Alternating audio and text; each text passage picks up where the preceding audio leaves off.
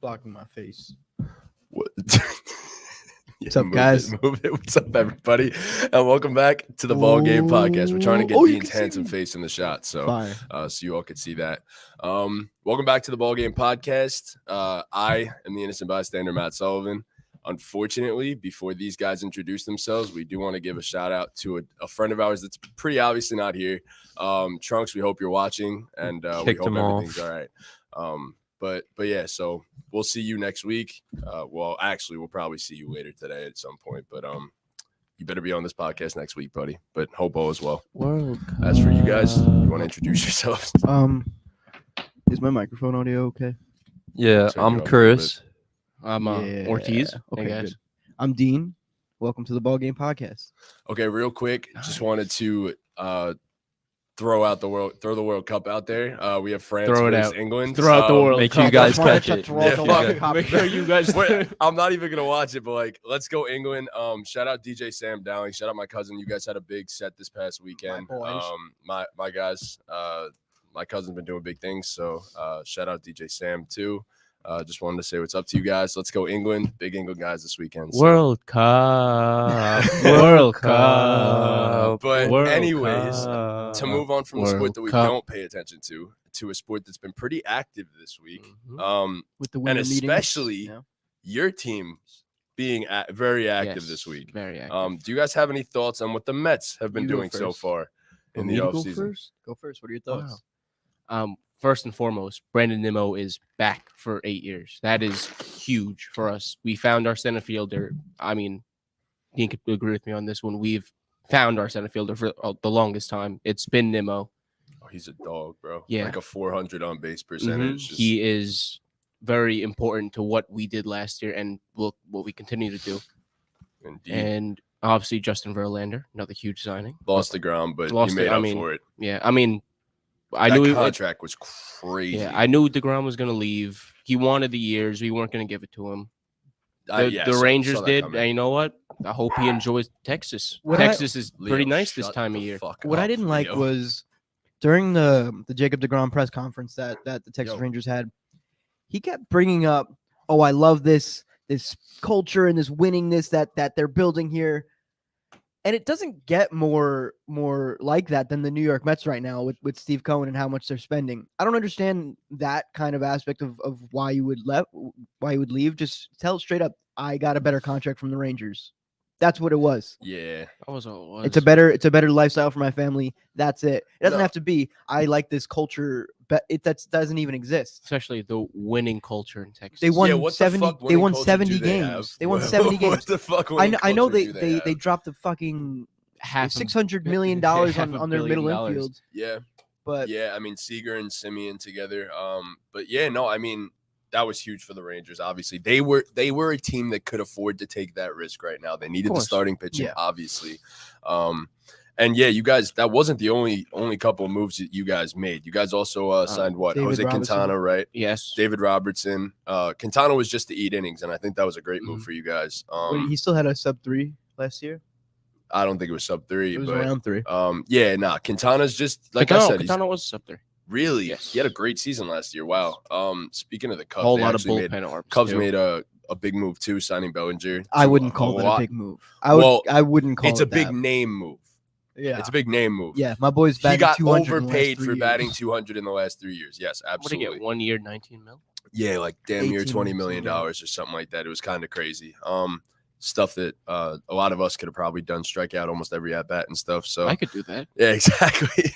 But anyways, that wasn't even the defense. You guys didn't even make the biggest moves of the week because one dude came right back home, and thank fucking God for it. Aaron Judge is back in the Yankee jersey, and I couldn't have been happier. And what's next now? Did we give him way too many years? I absolutely think so. We did. We did, but we had every reason to do it. Because he was going to get that from. I mean, the offers that he got were longer than that. I'm pretty sure he got more money from both the Padres and the Giants, but he just wanted to be a Yankee. And I believe that the details came out that he is officially the new Yankee captain. Like that was a thing that was part of the.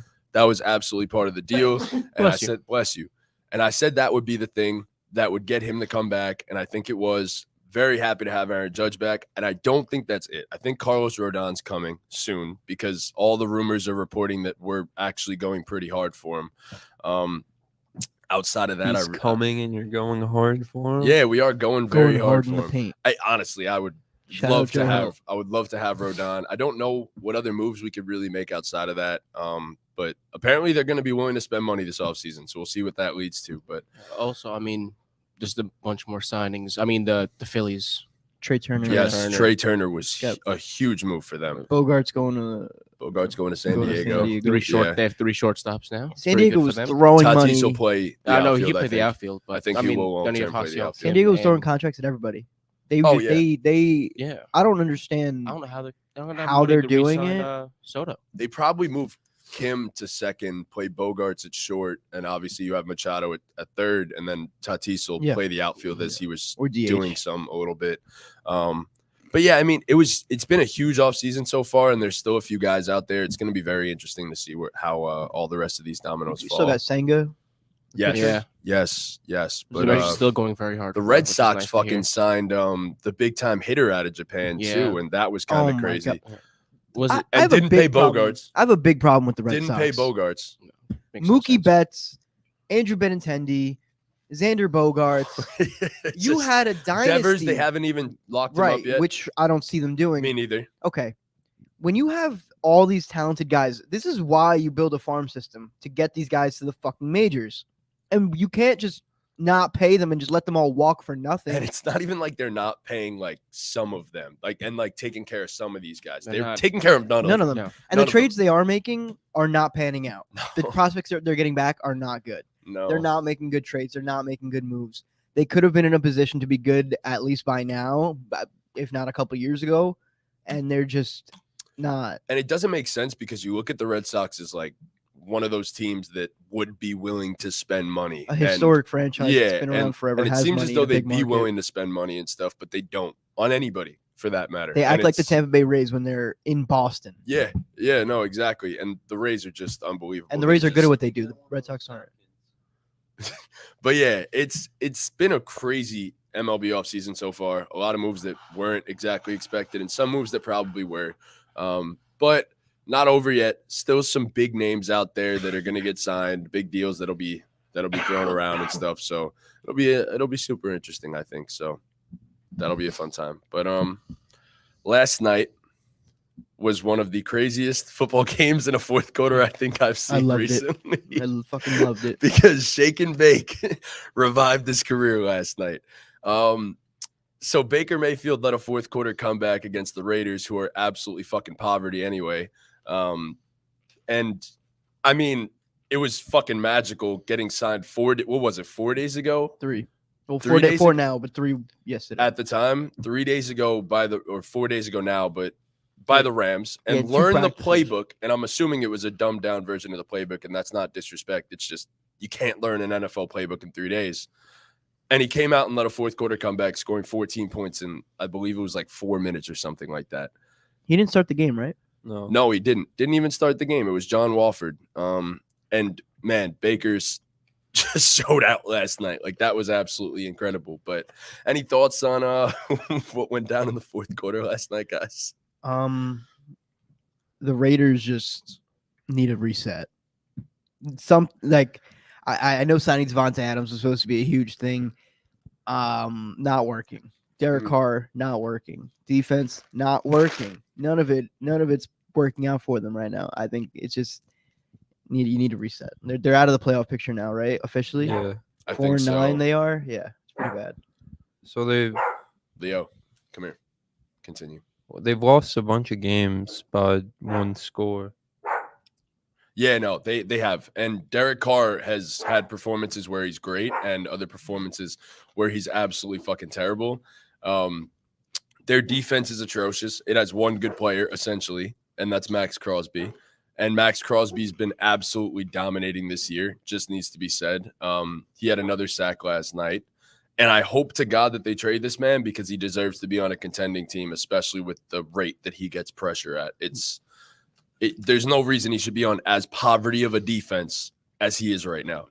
So I think you could realistically, if they rebuilt, you could probably get a first-round pick and some other assets for Max Crosby by himself. But Derek Carr might get you something as well. I think that, as I said, the Jets, I think, will do something there. But yeah, I mean, what do we think about Baker? Like, what do we think about that? Aside from the Raiders, like we don't even need to deserve. They don't deserve to be spoken about this much. But I mean, he did good. It was cool to see him lead a game-winning drive. He didn't have a great game by any means. He didn't at all. But, let's not get it twisted. And, I mean, Defense balled out. I was about to say the defense for the Rams has been really good as of late. And shout out to Jalen Ramsey, who is the best corner in the NFL. It was never in doubt.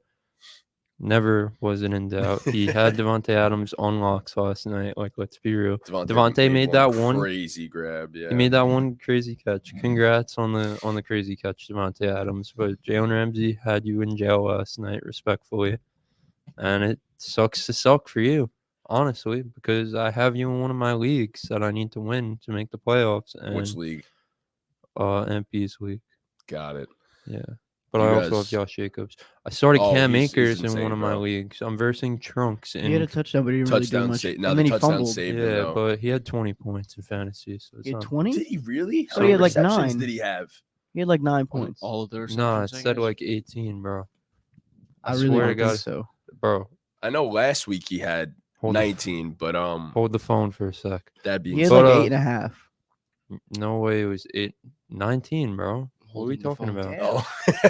8.5. Get out of here. Maybe he was like with a couple minutes left. My bad. But that's crazy.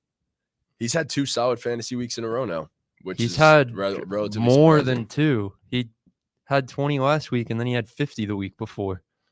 Oh, I thought thought you were you talking were about talking Cam about Akers, Cam. my boy. That's what I thought Josh too. I was Jacobs. like, what the you fuck? said Cam Akers. I then was you started talking about Josh Jacobs. Nah, you just said you Oh, started Cam I Akers. did. Okay, I thought we were still talking about Josh Jacobs. Nah, yeah, nah, I started nah. Cam Akers against Trunks in Cam Akers Flynn's. put up 50.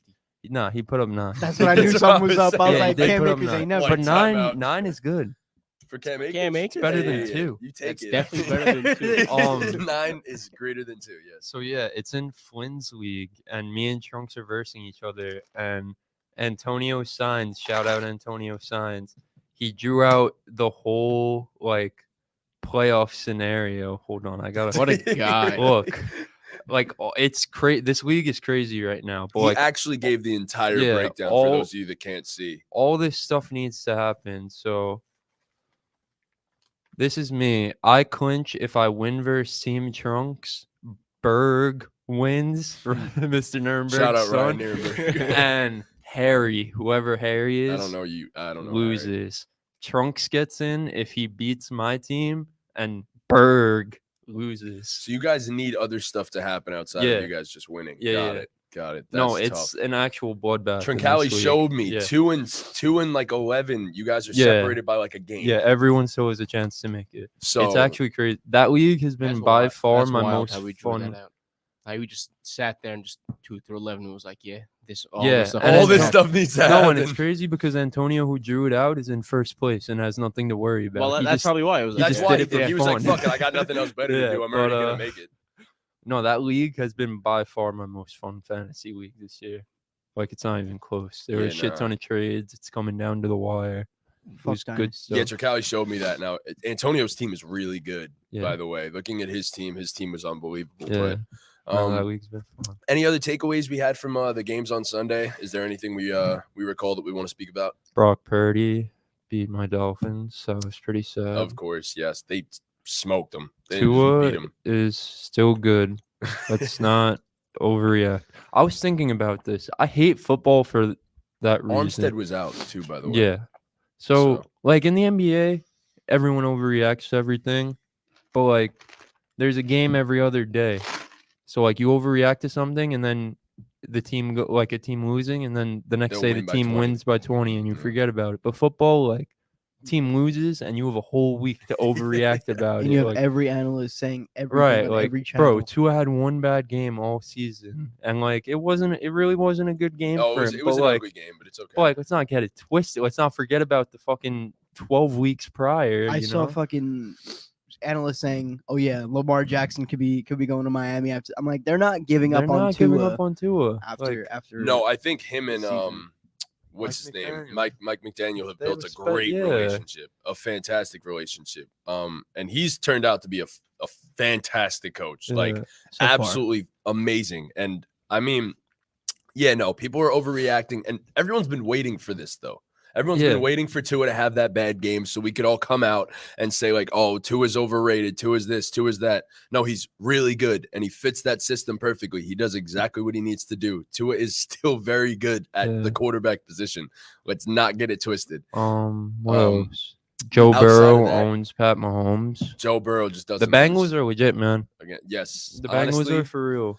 I was texting Lav, shout out Lav, that Shout out Lev. if the Bengals still had, and I think this matters more than people will realize, Chidobe Awuzie is out for the season, Mhm.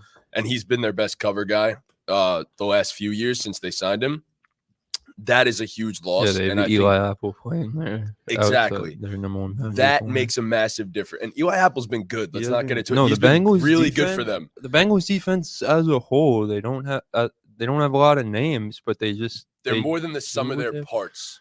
What's his name? The dude from Staten Island, the coordinator, the defensive coordinator. Lou Anarumo. He's gonna get a head coaching job probably at some point. yes. If it's not this year, then next year for sure. Trey Hendrickson's been balling Yeah. once again. One of the most underrated players in the league. Trey Hendrickson. Absolutely. They just they don't have names on that defense, They but get the they get job it done. yeah, for Always sure. get it done. And they just know how to play Patrick Mahomes. Like I don't know how, I Yeah. don't know why, but Joe Burrow just has his No, has his they're number. real life contenders. So like for real, they've been balling recently. Like the past 5-6 weeks. Yes, they've and been the on a tear. offensive line throughout the season has improved Yeah. tremendously. So Yeah, Joe and Burrow's scary, bro. I was about to say, You like, wanna I play give him. Joe Burrow a lot of shit. I'm not the biggest Joe Burrow guy, but he's been he's been a top unbelievable. 5 quarterback. Like, Yes, easily. yeah. Easily. And I mean, you could even argue that he's entering top 3 conversation. Like it's been unbelievable what Burrow has done this season, and he's Yeah. only going to get better. Like that's the terrifying part. So but yeah, overall, I mean the NFL was cool this week. Yeah, the Giants tied.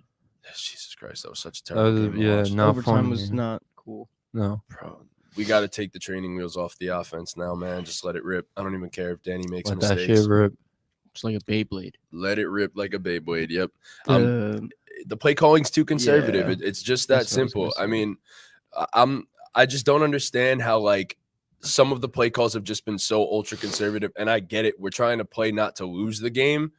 But my thing is that's a game you need to win. they don't trust their receivers. I don't think it's really Daniel Jones. They don't trust. They don't trust the guys that they have out there. I mean, when Darius Slayton's your number one, I can understand. He made a sick grab, He I did. will And say. he makes at least one a game. One a game. But he also had a key drop in that game too. Like, let's not forget that Slayton is also one of the most prone receivers to dropping the football. Yeah, he's a top Well, 5. he's supposed to drop be a rate, wide receiver yeah. 3-4. He's not supposed to be doing. No, having all that exactly. He responsibility, shouldn't be a number one wide receiver on a team. That's pretty obvious.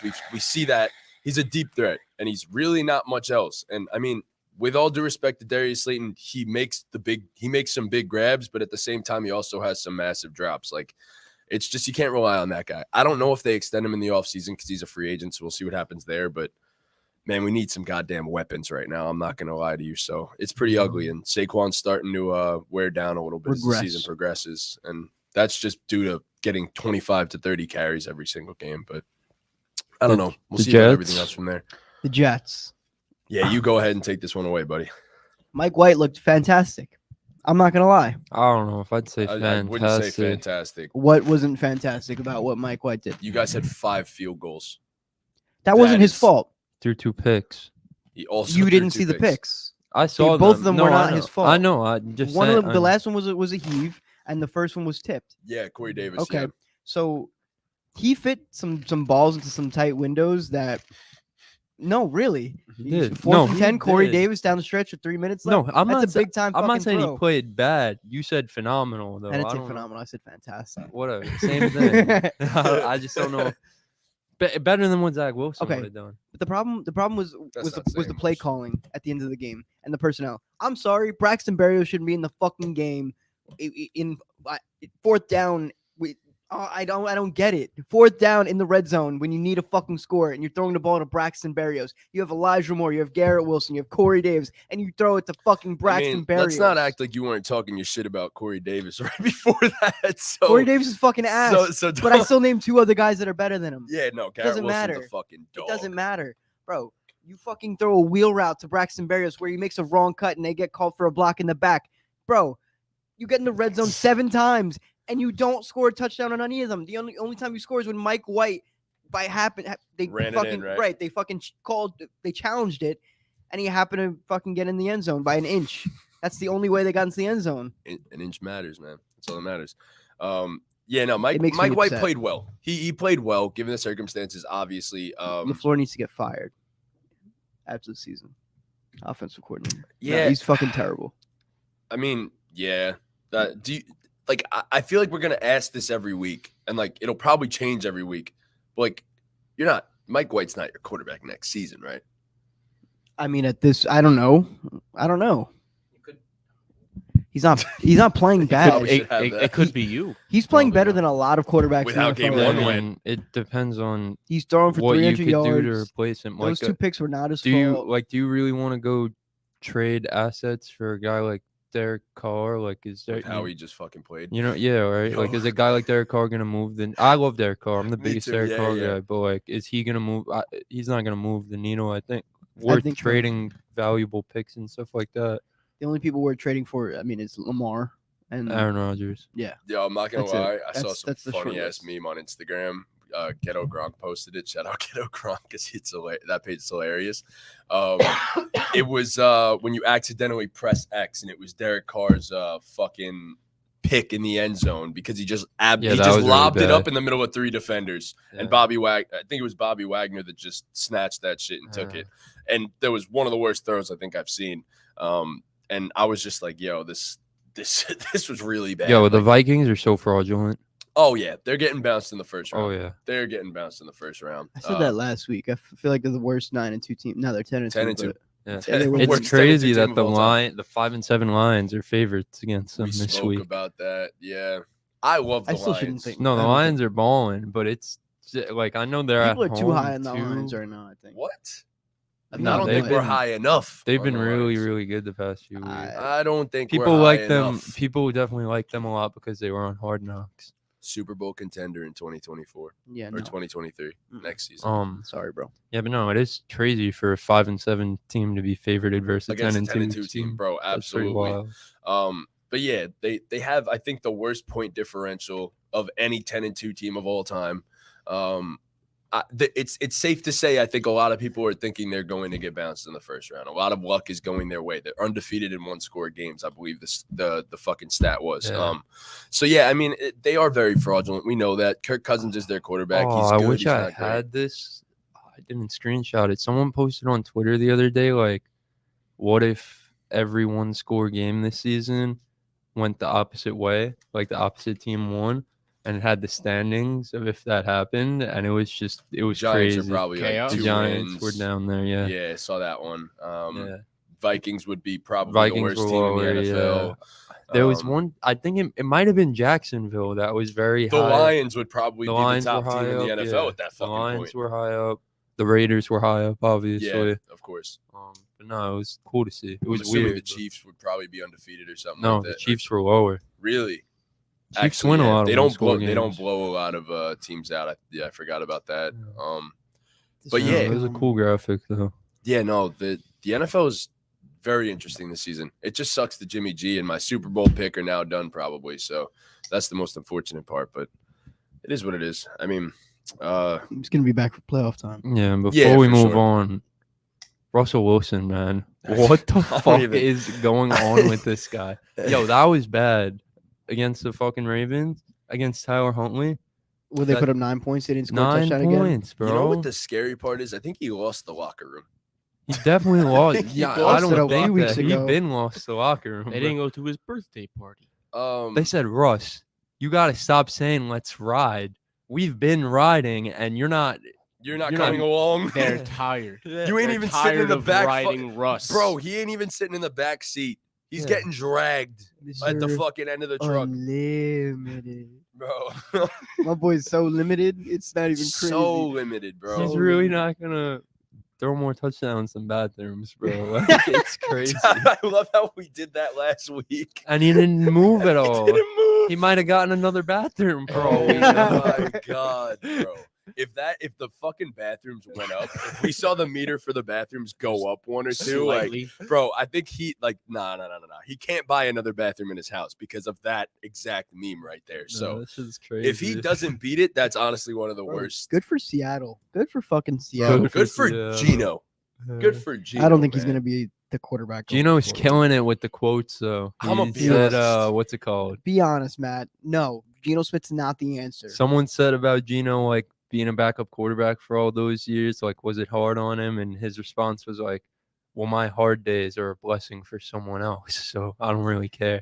Backup quarterback's the best position in Wow. football. He's such a guy, bro. I love him. Bro. He said they roll me off, but I ain't right back. Hell no, we ain't right back. You just know he's been practicing those quotes in the, Oh, fucking, yeah. in the mirror for 9 years. He's been waiting for those moments It's like, right He's there. been having goes, dreams about this. Man, I hope I never write myself off. Bro. So I can't write back. Nah, My I boy mean, just know how to write. you know, you said it. You said it before.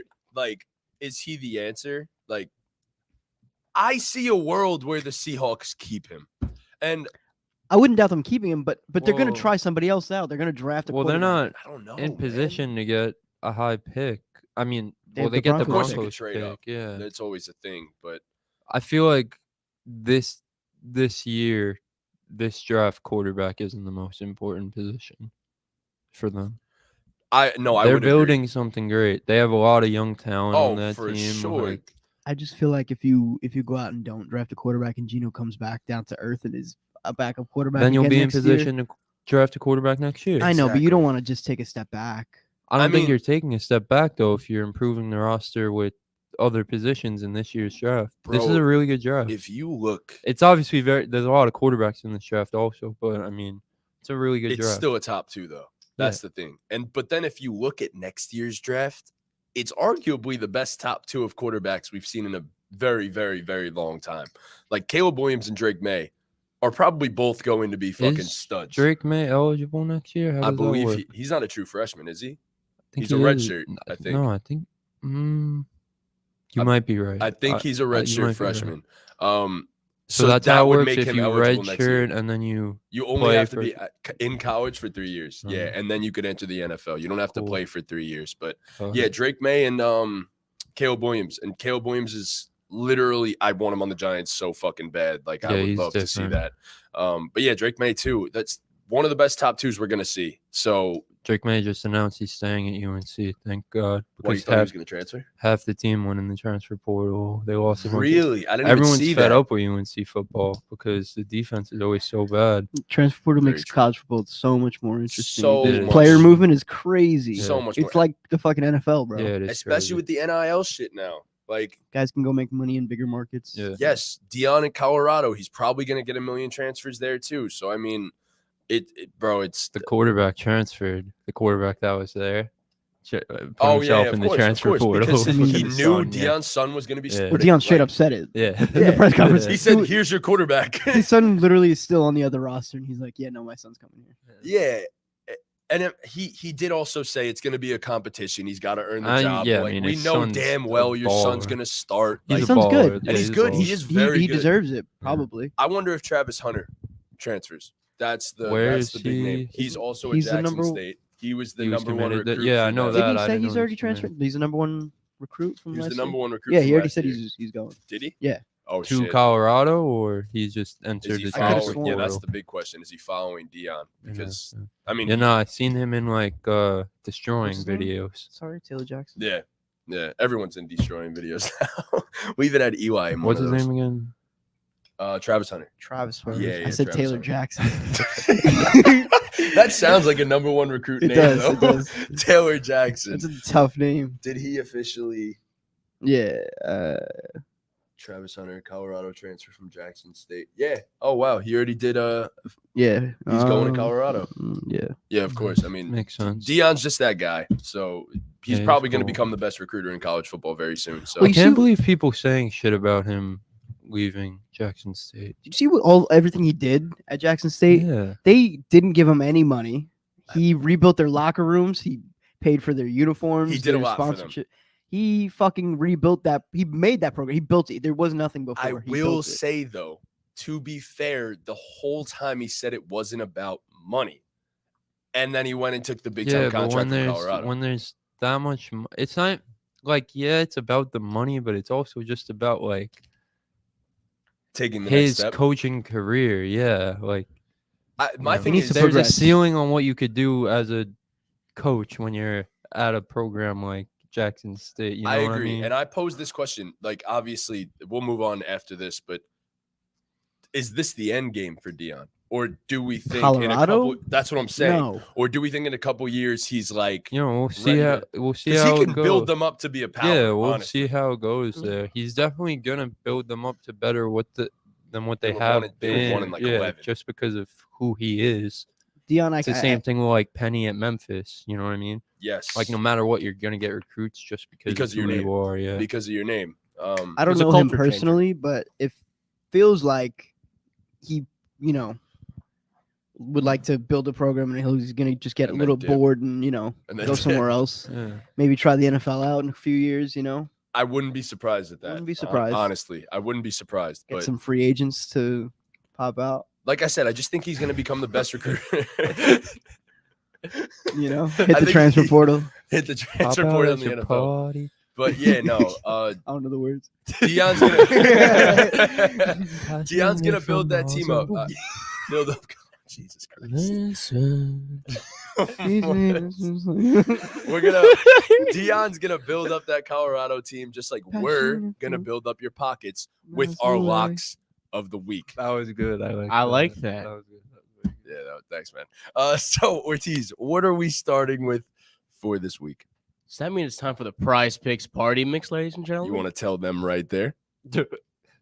Prize Picks Party Mix. Prize Picks Party Mix. Prize Picks Party Mix. Prize Picks Party Mix.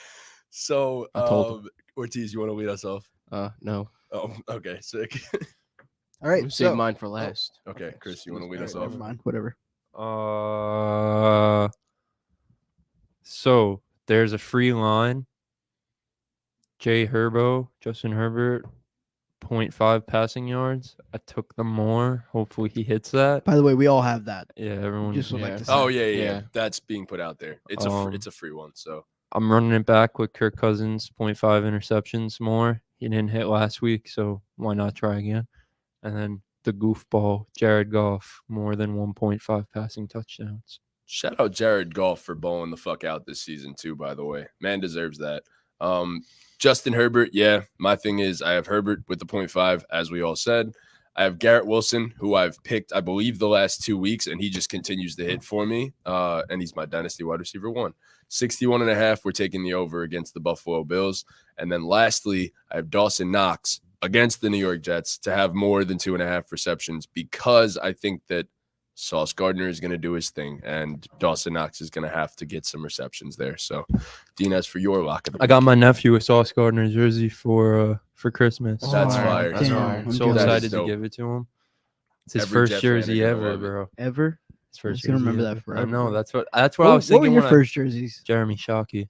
Jeremy Shockey. That was You have a football jersey? My first football jersey was more recent. I think it was. Marshawn Lynch. It actually might have been the Marshawn Lynch I jersey. remember. The white and the home and the away jersey. Wow. Mine is just typical New York. It was Eli Manning. Okay. So All right. My first basketball jersey Yeah, was I- a that- Kobe jersey that I got for Christmas, and I wanted a LeBron jersey. And I remember my parents apologized to me so many times. They're like, "We're so sorry we couldn't find the LeBron jersey. We ordered it for you. It didn't come, but we wanted you to have a jersey anyway, so we got you this Bryant one." I was still so happy. My I think. first Oh no. my After first you, Dean. football jersey was a Thomas Jones Jets jersey. It was a Titans jersey. It was a blue New York Titans jersey. you just said Jets too. Yeah, He the Jets were the Titans. buddy. Whoa. History. Oh yeah, yeah, you're right. You didn't know that? Okay. No, you're right. Yeah. I did not know that actually. My first basketball Learning things. jersey though. It was a Nets Stephon Marbury jersey. Oh, Nice damn. little throwback. That's a good So that was my jersey. first not Nets, but I had a Knicks Stephen Marbury jersey. That was my first basketball. I had a jersey. Knicks Marbury jersey. Let's too. go. I had a Nate Robinson Knicks jersey too. That's That pretty was cool. I had a number one 4. of my favorite jerseys, bro. My first basketball It was jersey. the Reebok one too, bro. That's kinda from fire. back in the day.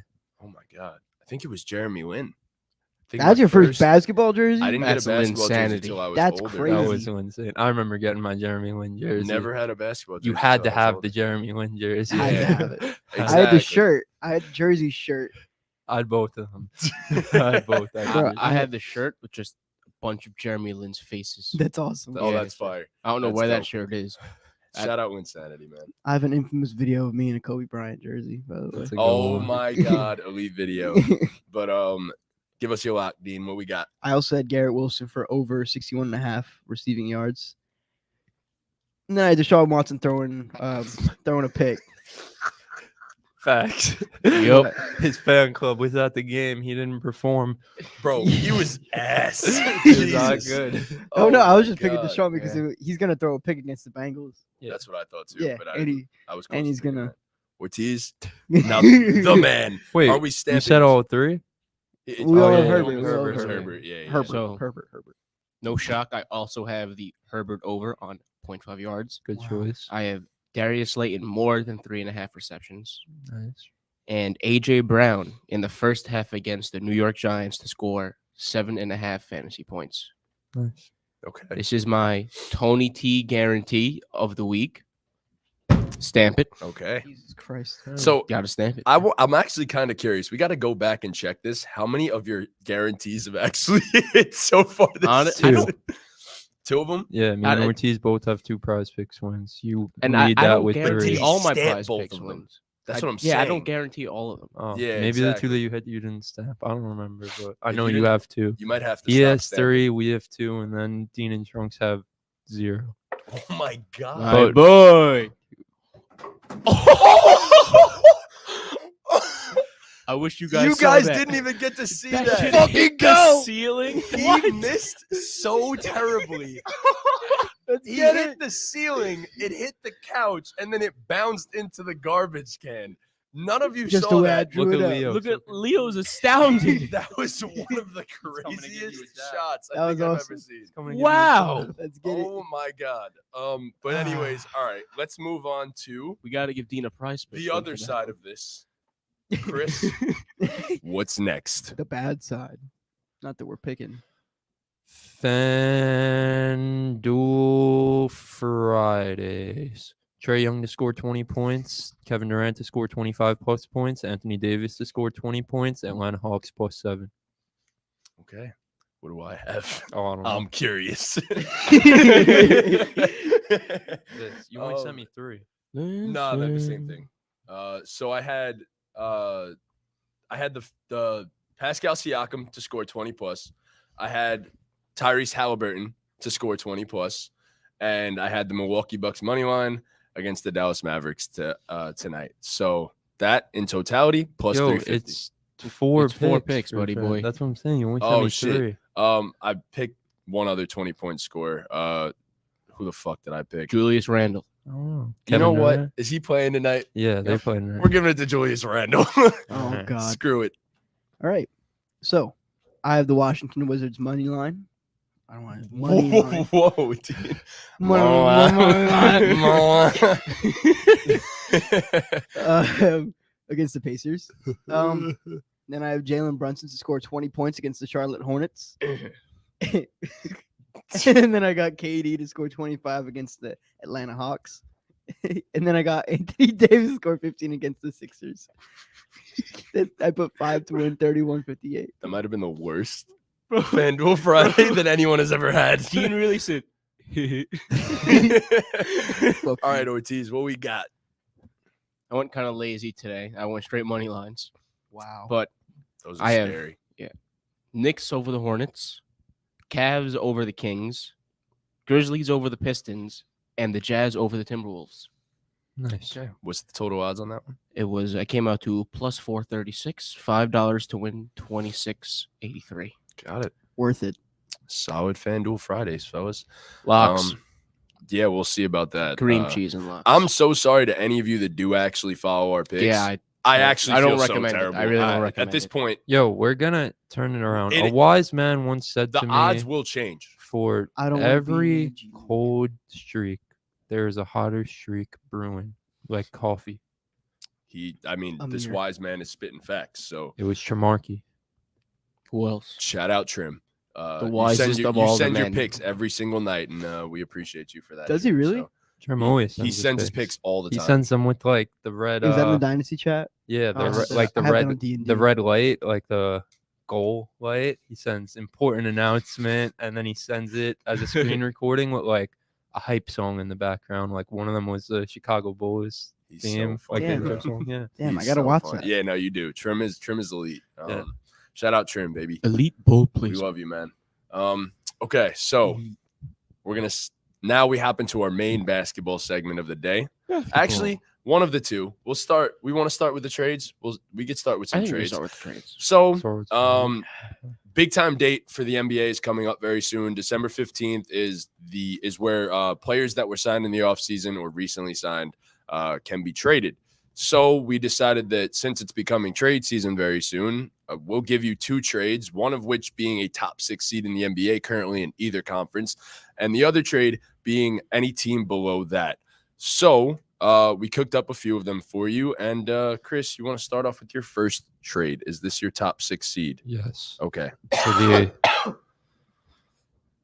the Atlanta Hawks, my team, one of my teams. They've been dangling around John Collins' name in trade rumors for 2 years now, it feels like, maybe even longer. So it's time for them to trade him. And what do the Hawks need? I'll tell you what the Hawks need. Hawks need some shooting. A big that could shoot. A big wing that could shoot. And you know who's a big wing who could shoot? Who's that? Bojan Bogdanovic. Oh, Yep. Just recently signed an extension. This dude's been elite this year, by the way. Like, actually absurd. What's he? Bojan. Isn't he averaging 20? 20, yeah. He's actually like been absurd this year.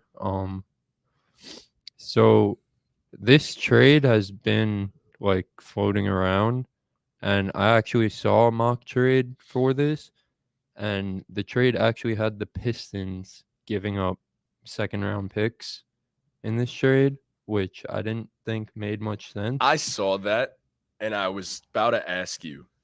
So Collins and assets for Bogdanovic. I feel like that's because in the Pistons case, it's just like, how much is like, what are they gonna do with John Collins? They have a shit ton so of, many bigs. right?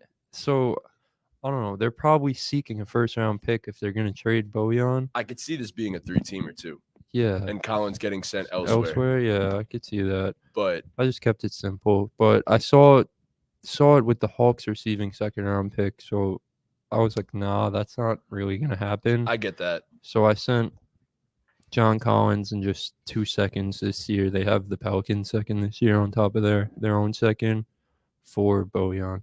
Gives the Hawks shooting, more ball handling, a very underrated perimeter defender. He will try his ass off on defense for sure. He You know, put Luka in not jail, but like he no, did a he very makes it good tough job on these guys. Luka the other He night. always makes it tough on guys, especially bigger wings. That's where he excels at most defensively. But anyways, shout out to Fanspo, by the way.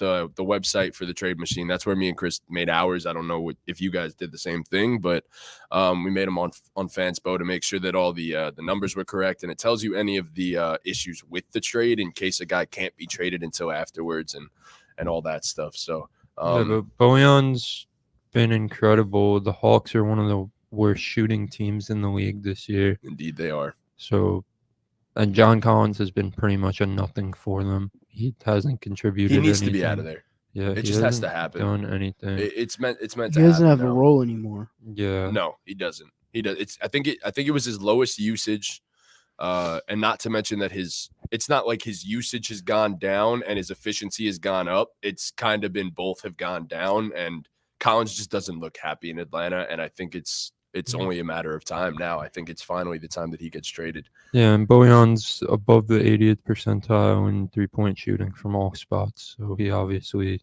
helps him with shooting. Yeah, very underrated shot creator too, off the dribble and stuff. And obviously he's a knockdown shooter. We knew that already, but I mean, that's definitely an interesting trade. And by the way, we wanted to keep it semi-realistic too. So obviously the money has to work in these trades, and of course it has to make sense for both teams. Yeah, but don't violate us. We're not GMs. Please. We're not GMs. Violate If you want to violate us, violate us. Go ahead. I mean, go ahead, say what you have to say, but just Mostly remember, just, we're not Just GMs. violate the innocent bystander. Someone should make me a GM.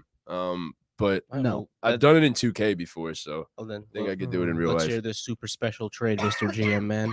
All right, so my first trade here, I wanted to do something that would be a big time trade, but like both of my trades are, one of them I guess is kind of big, but I'll start with the first one. This is a smaller one. This is for my top 6 seed, and this is the Nuggets, and they're receiving Matisse Thybulle. And the reason that I picked Matisse heading to the Nuggets is because what's the biggest problem for the Nuggets? And so far this season, they're 26th in defensive rating.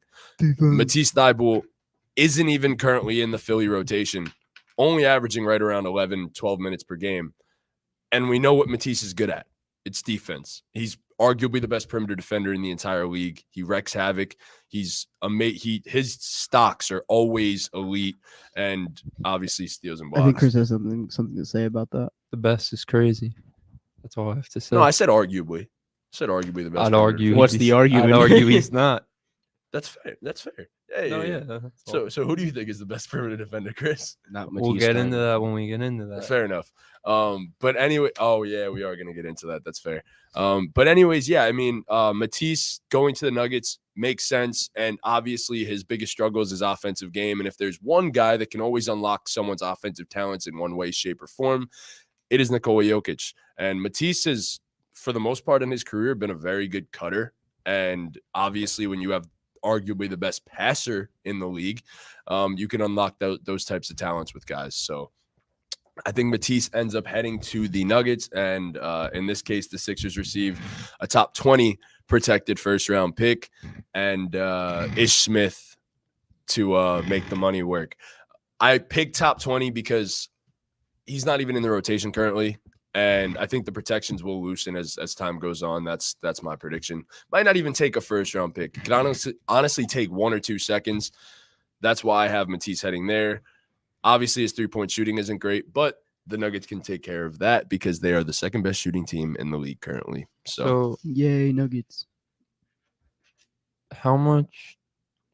Because I know you're the Nuggets guy, and the point of doing this trade was to fix the Nuggets. How much does this move the needle for them, like you think? So I don't think it massively moves the needle, but I don't think they're in need of a massive trade in a way because what I'm thinking is, sorry to cut you off. What I'm thinking is perimeter, like they need defense. Defense is their weakness, right? Too. I was gonna say, is perimeter defense really the weakness for them? I mean, KCP's been pretty good. Bruce Brown's Brown's been KCP, phenomenal. yes. Christian Braun, Aaron Gordon, right? Another guy that I don't know defend wings. Yeah, I don't know if you know. It's definitely a cool trade, like because, like you said, playing next to Jokic could unlock different things for Matisse as a cutter. Obviously, he'd definitely have more of an offensive role playing in Denver than with Philly, just standing in the corner for sure. But like defensively wise, obviously he is one of the better perimeter defenders in the league. But he's so much of an offensive liability that do you even want to have him on the court?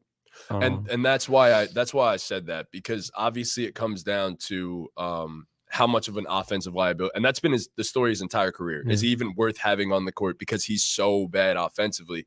But I think for a team like this, who can space the floor as well as they can, you can have that one shooter that maybe can't make a jumper from the 3-point line and stuff like that. And especially, as I said, him as a cutter, Jokic being arguably the best passer in the NBA, you unlock those types of roles, and maybe he becomes less of an offensive negative to the point where he is worth having on the court just for his defensive abilities. And when you surround Jokic with that many great perimeter defenders, you create some lineups that are really good defensively. So we'll see what happens there. I think that's my first trade. Shout out to DeAndre Jordan.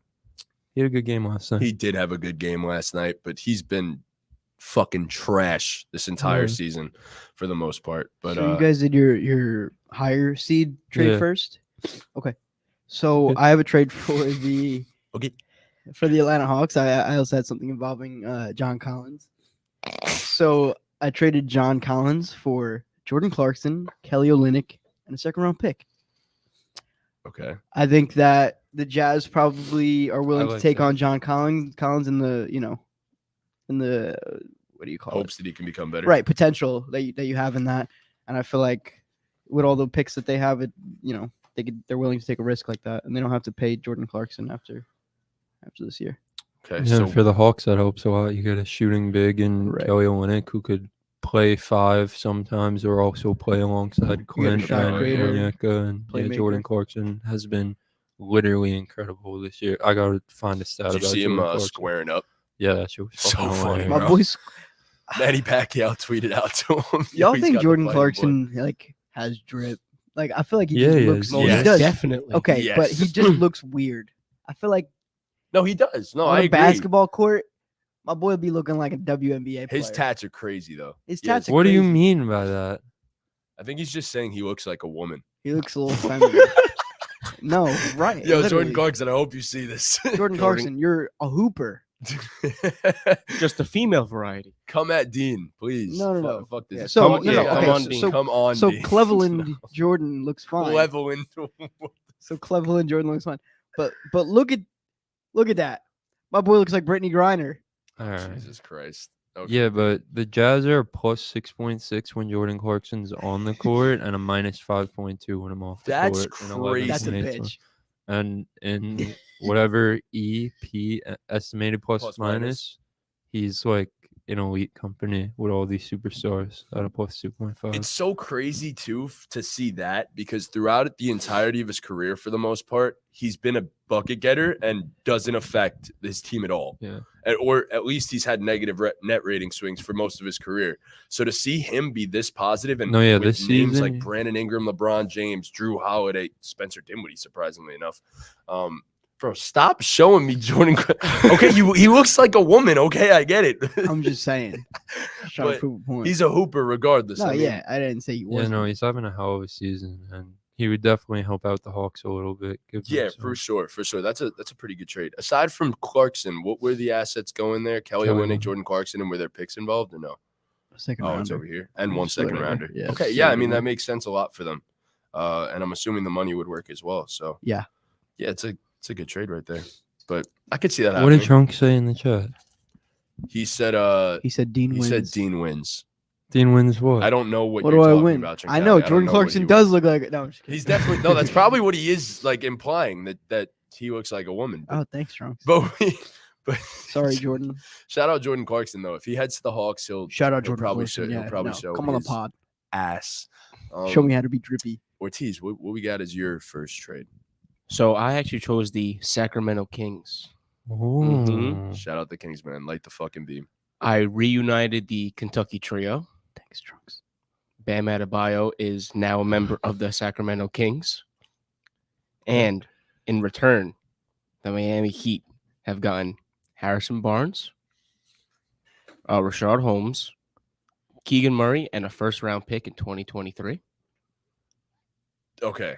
Hey, That man. was Tower Hero, you said. Who are they trading? Bam. Tower Hero is getting to Bam? Bam. Bam. Like He's going to Adebayo. Sacramento. Bam. Yep. I'm lighting the beam forever. Bam. Bam. It's a Sacramento. Yo, he just had a great game, by the Yeah, way. he did have He a did. phenomenal game. He's kind of been hooping this season. Yeah, I'm not gonna lie. Yes, he's been Um, playing well. Okay. I wonder what you guys think about it. So Yep. repeat who's getting sent Just say it again. to Harrison Sacramento. Barnes, Rashawn Holmes, Holmes. Keegan Murray, and a 2023 first-round pick Yep. for Bam Adebayo. Okay. I love it for That'd the be Kings. fucking sick if the Kings made that happen. They're I gonna don't make see it the happen. Heat But I think there's doing a that. negative 0% Nah. chance that the Heat would ever think So about then, doing if the something like Kings do this trade, who the hell are their wings? Me. that. Bam. Bam plays small Crazy out forward. and how is I spacing. don't. Yeah, I don't No, mean to violate. How is no, it's fine. I spacing? genuinely, I made these trades when I couldn't think of a fucking trade to make. How is Bam and Sabonis gonna work? Oh, pick and roll is going to be deadly. Wow. To be fair, I could see them working possibly, but I don't Yo. think the spacing works for De'Aaron Fox. That's the only thing. I just don't think that works. I could see them I love it. working. I mean, I love it.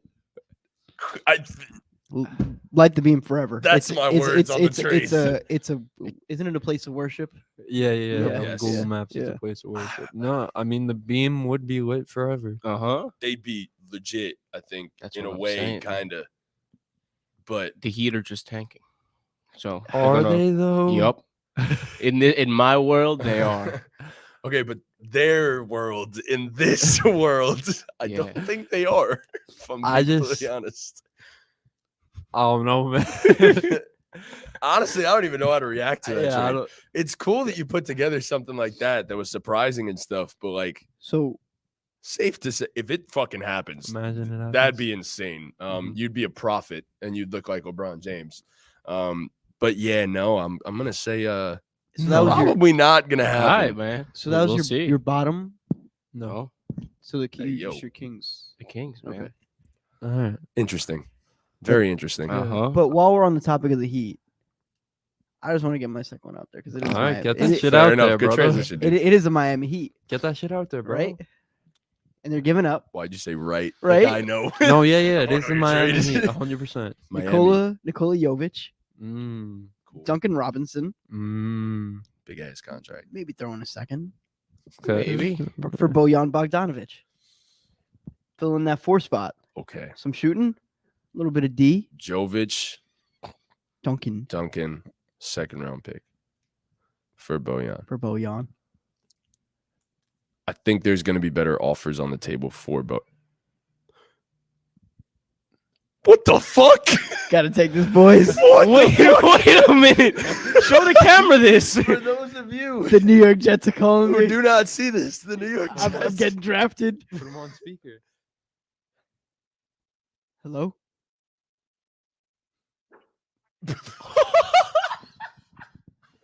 Hello?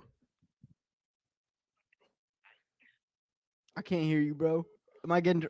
I was about to ask if I was getting drafted. Joe Douglas. It wasn't. So, it was really Bob. just called. I Dave. love it for the Heat. Yeah, I Love agree. it for the Heat. Bojan would help any team. Bojan would never hurt a team because he's just He just fits everywhere. so talented. He That just guy. fits He's like everywhere. LeBron. He almost is like LeBron in a way. He's like if But you could take the worst version of LeBron and add shooting, that's Bojan, I guess. but in Jesus Christ. in this- terms of the this- Pistons, I agree with Matt. I think the Pistons could get a better return for Bojan, like John Collins. Yeah. Yeah, but- I mean, Nah, I love it for the Heat. Solves a lot of problems for the Heat. Get off Duncan's contract. get Dropped another him. shooter Yeah. to fit next to Bam and Jimmy. I mean, Get anyone to play the 4 that's not that's not Cody Cody Martin. Martin. I mean, It's Is kinda it crazy that Cody he's- Martin? no, I think it might be Caleb. Caleb Martin. think it Isn't might he be like Caleb. a 2 naturally? Nah, he's more of a 3 in today's NBA because his jumper is like on and off. But Okay. I mean, most 3s just play the 4 He's now. a, yeah, he's a anyway. wing. He's a wing. Yeah, I mean, Undersized. 2 through 4 is essentially for the most part just wings. But I mean, I don't hate the trade. It makes sense for the Heat a lot. I just don't think. I think the Pistons can get a lot more for Bojan. That's the only difference there. Yeah. And no, is I Jovic like what type Him? of assets do we think? Yeah, he really- Jovic. like, what Talk type to of- us about Jovic. Yeah, Nikola Jovic. His name is so similar to another guy who's a 2-time Oh, MVP. Jesus That is- It's just in the cards. for him. value. That's value because he sounds like Nikola Jokic. Yeah. That's his value. No, that's a good trade. Good Yeah, work. I don't hate that at Thanks. all. It's not bad. My second one, think you guys knew this was coming. Your 2 teams. Yeah, it's for my other team, not the Bulls. Not a Bulls fan no more. I'm a Mavericks fan. Big Mavericks fan. Okay. And the Mavs 2023 NBA championship agenda has to continue with this one trade that changes everything. The Mavericks trade JaVale McGee, Davis Bertans, Reggie Bullock, a 2025 first round pick unprotected, a 2025 second round pick, and a 2029 lottery protected first round pick Jeez. for Kelly Oubre and Terry Rozier. The Mavs get a secondary ball handler. It's no Jalen Brunson. Ain't no one like Needs to be Jalen stressed. Brunson. Yeah, Nobody's Jalen. there's no one like Jalen Brunson, but I think Terry Rozier is really good at You can basketball. argue he's a better fit. Throw him than in the Brunson. I was gonna say throw Terry Rozier in the starting lineup. Move Spencer Dinwiddie back to I think more of his natural role, being a sixth man, Yep. and then you get Kelly Oubre, who respectfully will shoot better than Reggie Bullock has. Kelly Oubre has been damn good this He's season. been unbelievable. He's I was been- about to say that. Kelly Oubre has been like I love Kelly Oubre. You guys know how I feel about Kelly Oubre, but he's been phenomenal this season. Like absolutely incredible, under the radar for sure. Because I don't know how many people are watching the I Hornets. feel like every but- other season he has like an off year, good year, off Yeah. year, good year. I don't It know. is. No, he is Yeah. up and down. And but I mean, I said this going into the season. I really believe Kelly Oubre could help a contending team, a team with championship aspirations, like a Mavericks. And Interesting. people might be turned off by Kelly Oubre because it didn't work out for him with Golden State. I've said that before, but the Golden State system isn't for everyone. no, It's it's hard incredibly system. difficult to learn. He got off to such a slow start when he was there, and the team was just bad. That was when Curry got hurt and Draymond was in and out. Yep. So, but in terms of the Mavericks, I mean, you definitely lose defense losing Reggie Bullock. Like, let's not get it twisted. As bad as he's been as a shooter, he's one of elite team defender. he's one of the better defenders in the league. So Kelly Oubre is not no Reggie Bullock defensively, but I think he definitely helps with spacing, and he could also get a bucket on his own. You know, it's just another ball handler in a way. Yeah. I actually really like the Terry Rozier fit next to Luka too. I think Terry Rozier is one of the more underrated players in the league as well. But Yeah. that comes with the territory of playing for the fucking Hornets. But yeah, I think both of them fit perfectly. It gives Yeah, I you mean- a couple extra shot creators. Yeah, Kelly Oubre you're probably not gonna keep because he's on the last year of his deal. But as a 1-year thing to finish out the season, he definitely helps. The main thing is getting Terry Rozier locked up for 3 more years after this year. Think it takes 2 firsts? Probably does. Considering what they're giving up, I just wanted to make sure it was, fair. I feel like they could get it done without the 2 firsts, possibly. Depends on what the Hornets are looking for. I don't know what the markets are for. The Hornets might be Yeah. better off trading these guys individually. Yes, that too. Like a contending team may be more inclined to take Kelly Oubre by himself because of the expiring contract and just take Kelly Oubre as a rental than Yep. to take Terry Rozier too and pay for 4 years of him. So depends, but One of them's unprotected. Yeah, Okay. the 2025. One of the pick 2 or being whatever. unprotected. Yeah, I mean, I could see that deal getting done, honestly. And I think it makes a lot of sense for the Mavs, and the Hornets are obviously in full rebuild mode. Yeah. None of them are Yeah. expiring contracts, but you could eat those for the time being. Yeah. Because who the fuck are you signing and stuff like that? Yeah, that was So- my thought process behind it. The Hornets aren't going to do shit with that money anyway. So. Exactly. Yeah, so that's a really good trade. And if Luka could just get any help, that'd be Well, yeah, beneficial. Hey man, the main Mavs point are of the back, trade, bro. right? Yeah. Mavs are back. Yeah, that's the main portion Mavs of are a that 7 trade. seed, bro. They're creeping their way up. No, we've Higher already seed than the spoken. Blazers. No, I thought the Blazers were contenders. They've Oh, been they injured. are. They've been injured. That Look, game last like- night was wild. Yeah, By the way, that was The end of phenomenal that game with the basketball. Blazers and the Nuggets was unbelievable. It was shot after shot, but going back and forth. It was and just then- everything you want from a basketball game. Shit Exactly. talking, technical fouls, big time tough shots, Jokicing, Nurkicing. Just good stuff, man. Yeah. I mean, Nurkic wasn't missing layups last night, which was cool. Mhm. And then obviously Jamal, who hasn't really been all that good, if we're being completely honest. Sure, his efficiency isn't terrible this season, but if you watch the games, he just doesn't look as explosive as he has in the past. Of course, right after I said he sucks, like literally, I'm thinking to myself, I'm like, yo, Jamal Murray really is ass. Then he goes ahead and hits 2 massive shots, and of course he does. But shout out Jamal Murray, man. That was Can't a believe crazy Mike game winner. Malone pulled Christian Braun out of that game with 2 minutes left. Oh my God, It he makes no was sense. playing He's balling, so bro. well, Like, so well. Yeah, it's like, Christian. why do you take him out, bro? I don't he needs to have at understand. least 25 minutes a game. If I'm being Like completely I honest. know he's a rookie and you want to be slow with him, but goddamn, bro, like he's fucking helps. No, Like, he's not like- one of those players where you have to be slow with him. Yeah. That's the thing, because he's so ready-made for the NBA, and to be in an NBA rotation, like he's gonna have to play 25 at least a game. Especially like him, Bruce Brown, and KCP have just been fantastic for them. Like, that's been an elite trio right there of role players. But all right, so here's my second trade. Hold on. I'm going to cut you off. Yeah, go ahead. It's funny that you mentioned Kelly Oubre, I did mention him. and you also mentioned the Golden State Warriors. I did mention them. Guess where I have Kelly Oubre going back to? If I could take a guess, I'm gonna say the Golden State Warriors. Oh, I would have guessed like Right on the money. Timberwolves. Wow. Oh no. Oh, yeah. Oh boy. Oh, yeah. So what we got here? We got Kelly Oubre and a 2024 first-round pick going to the Warriors from the Charlotte Hornets. Right. Wow. That's Yeah. a good team. Mhm. That's Mhm. going to the Warriors. That's going to the Warriors. Okay. Okay. Because we all agree that the Wiseman situation is not working in I agree. 100%. He's I been can awful kinda in the see G where this League is too. going. He's ass. Wiseman goes to the Hornets Okay. Okay. alongside with Moses Moody. Okay.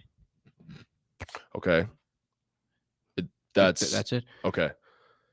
That's interesting. I was gonna ask why there was a first round pick being attached to Oubre in this deal, but then I heard that Moses Moody is being traded in it. Moses Wiseman doesn't have any fucking value essentially anymore. I feel like maybe a team would be willing to take a shot on him. I feel But like the Hornets, Moses Moody is the because- real asset in that trade too. Yes. But yes, the Hornets could definitely use big man help. I don't know why they don't play Mark Williams at all, really. But Nick Richards has been great for them this season for the most part. seen But Nick Kai Richards has Jones, been, the like- Lord and Savior, just in case if he isn't the answer. Kai Jones has been, he's showed it. I know he's my dynasty's Lord and Savior. So He's flashed at Nick yeah, times. Richards has shout been, out like, Kai Jones. One of the best It's contested corn. layup makers in the league. Yeah, Like, that's he's like right. number 4, Yeah, something like he's that. very He's good. crazy athletic. I'm That's the starting him, thing. and he's my dynasty savior, Nick Richards. Yeah, Starting I him. mean, The Shield said, "Hey Obi, you can't start no center." I was like, "Fuck, you're right." So I signed Nick Richards off of You waivers. signed him. Nice. How much you sign paying him. him? How much you Uh, pay him, bro? How much fab? 0 fab. Oh, nice, Mm, nice. That's a steal. Yeah, he's playing for free. So Sorry, Nick. one thing I ask is, you think it works this time with Kelly Oubre in Golden State? Yes.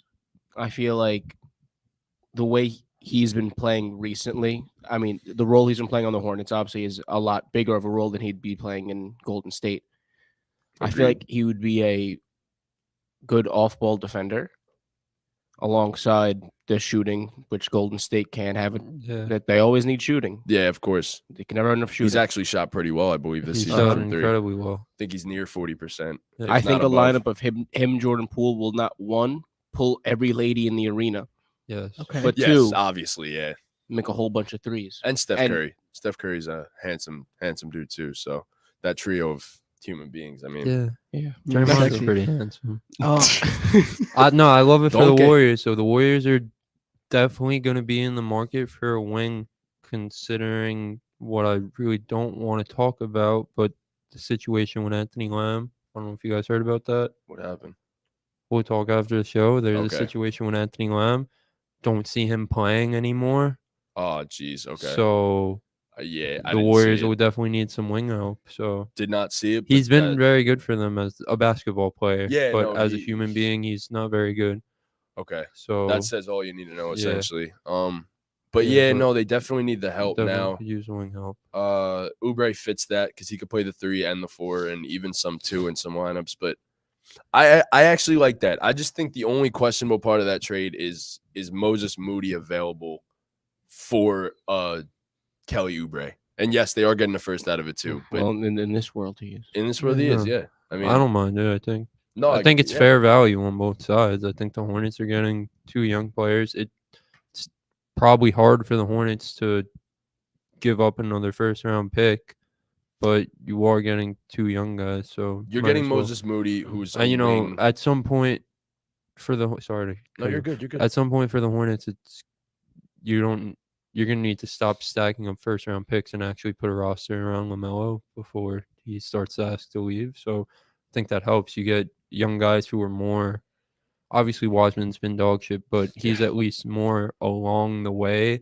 than a 17-year-old in college right now. So Yeah. You would think so. speeds up the process a little bit. He is.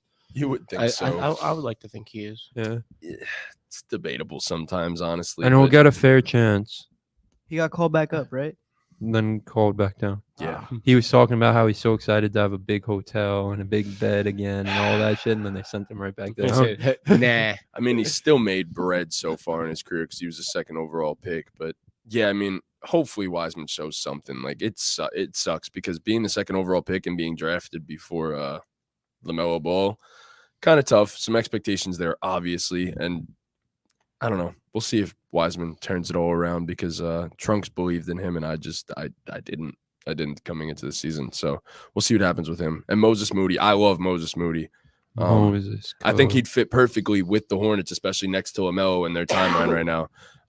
So it's that I like that trade a lot, actually.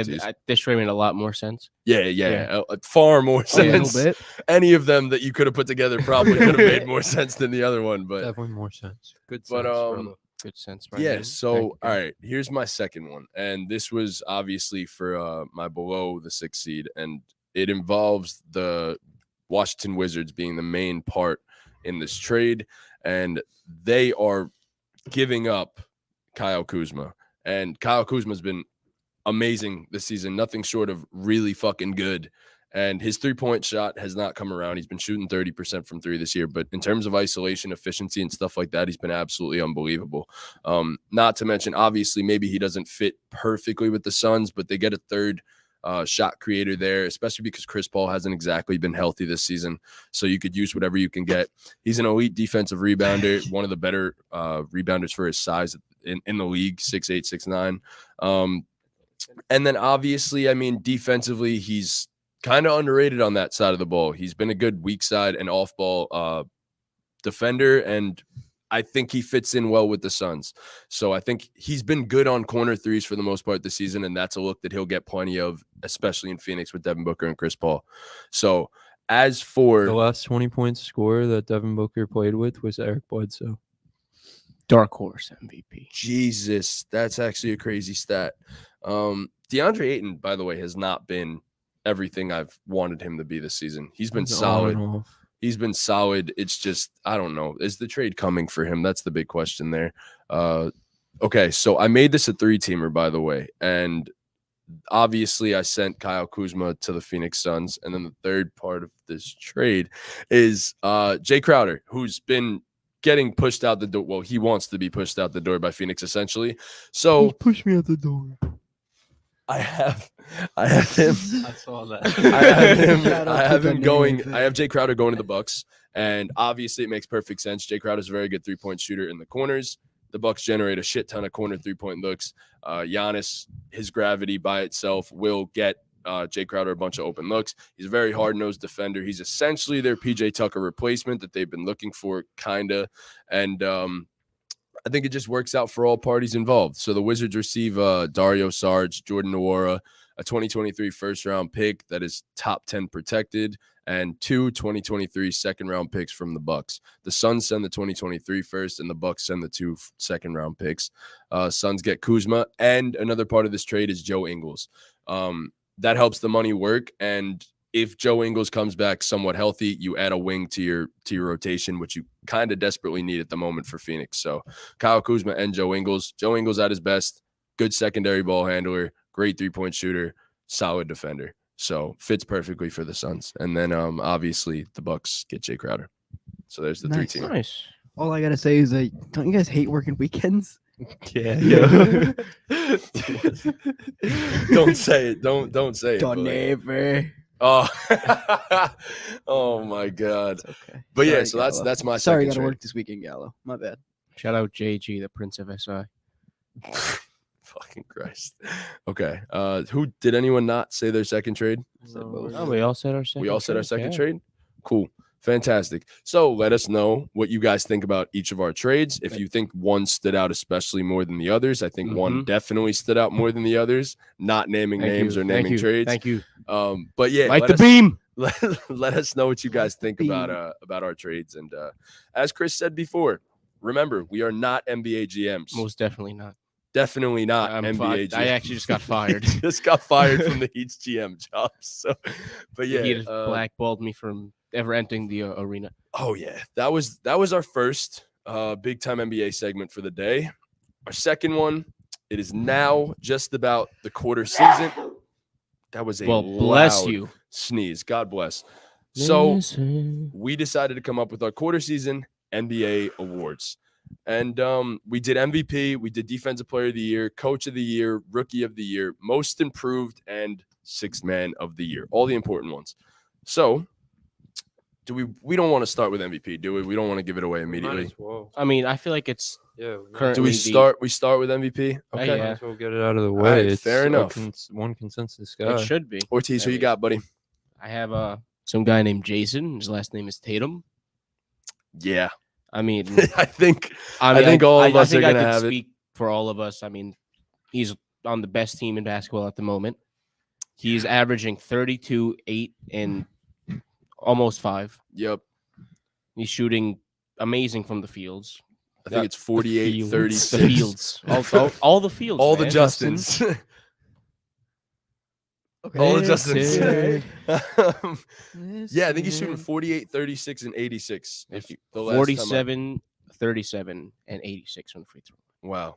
I was 1% off for two of those. But yeah, no, you could probably speak for all of us in terms of talking about Jason Tatum. That's really it. I mean, the biggest thing for Tatum for me personally has been his finishing jumps. Yes, and I mentioned that as well. It's been the most efficient season of his career. Last year, his adjusted field goal percentage at the rim was 68. This year, he has it up to 73. Oh, somewhere. And in terms of just efficiency, his effective field goal percentage is up from 52% last year to 56, and his true shooting's up from 57% to 62. So he's just gotten more efficient. I mean, if you watch the games, it's just like an eye test thing. He's getting to the basket at will, and he's getting higher quality. He's figured out how to use his body to get himself higher quality looks at the rim, rather than just going in there and throwing whatever up. He's taking his time with it and using his body, and that's been the separator. He's got a thin frame, but he's incredibly strong. Like, the way he plays is incredibly strong. Dean, just to make sure, you also had the consensus here, correct? Jason Tatum for MVP? Yeah. Okay. Yeah, I did. I figured. I mean, he's the best player and the best team in the league, averaging 32 and 8. Like, he's making the biggest impact right now. Yeah, it's not even – I mean, it is definitely close. I think the other guy that a lot of us would have put second in this case is Luka Doncic. Obviously deserves his credit where it's due. He's carrying a team to an above 500 record and the 7th seed in the West currently. And that was literally the only determining factor. I was this close to making Luka my MVP. If Luka was a top, I would say 5 seed right now, he would have my MVP. Yes, and I agree. I feel like anytime you're below like a 6 seed in terms of the MVP race, you have to be having like a season that's so clearly better than anyone else and what they're putting out right now. And Luka is obviously, you could argue he's the best player in the world right now. It's just straight up. He's been that fucking good. But JT's been having an amazing season too. I mean, you don't average near 32 points per game and not deserve MVP consideration, or at least be the favorite when your team is the best team in the league. And in case you guys didn't know, they currently are on pace for the greatest offensive rating in all of NBA history. By like a lot. By over 2 points. Yeah. So it's kind of crazy. They're the best 3-point shooting team in the league, which is no surprise when you're that good of an offense. Almost everyone on their team is shooting nearly 40, if not above 40% from three. Zesty, right? So, I mean, yeah, they're Jason Tatum, and I said this in my notes. I put he's the best all-around player in the entire league. In terms of every category, being really good at everything. He's the best all-around basketball player in the NBA at this current moment. So, can't argue that. Best team, best player, top 5 probably in the league, top 6 or 7 probably in the NBA. Was it Charles Barkley that called him something? Jason Taylor. Jason Taylor. Jesus Christ, bro. What up, Jason Taylor? Statmuse tweeted about it, and then I responded like, "Wow, this dude went from a defensive end to a future NBA MVP. What a career!" Jason Taylor. Yo, Chuck never gets anyone's name right, by the way. Yo, he botched the best guy in the the MVP front runner, you got to get his name right.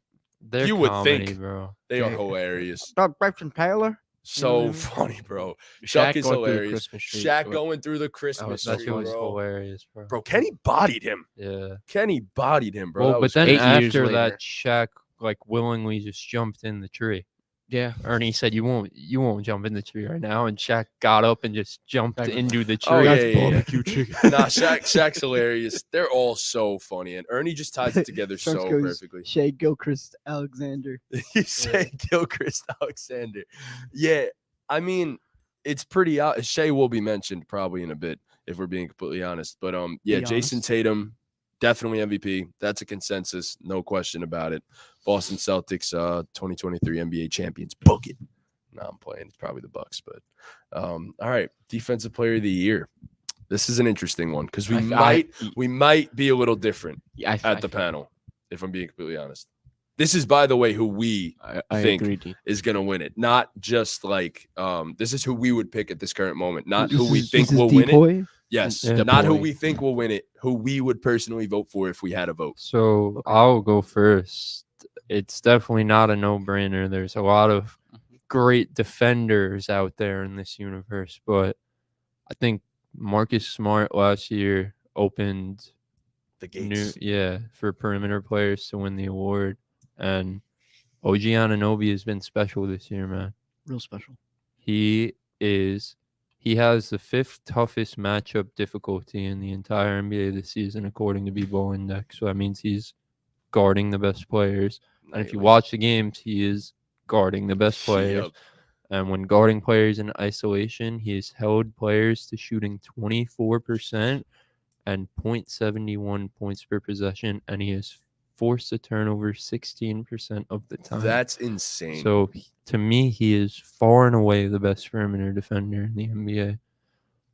And I think he's a defensive player. Absolutely correct. I mean, I know no like argument there are against guys who are going to be mentioned now who are very good rim protectors and very good weak side defenders, but give me the guy who's going out there and taking on the superstars one-on-one. No, I agree. That's my argument. I mean, the for defense OG. has always been there, not to this level with OG, but overall, he's having a fantastic season, especially offensively, too. I mean, you could argue that he's, aside from Pascal, he's the second best player on the Raptors. I mean, so, yeah, for sure. I mean, OG's a great pick.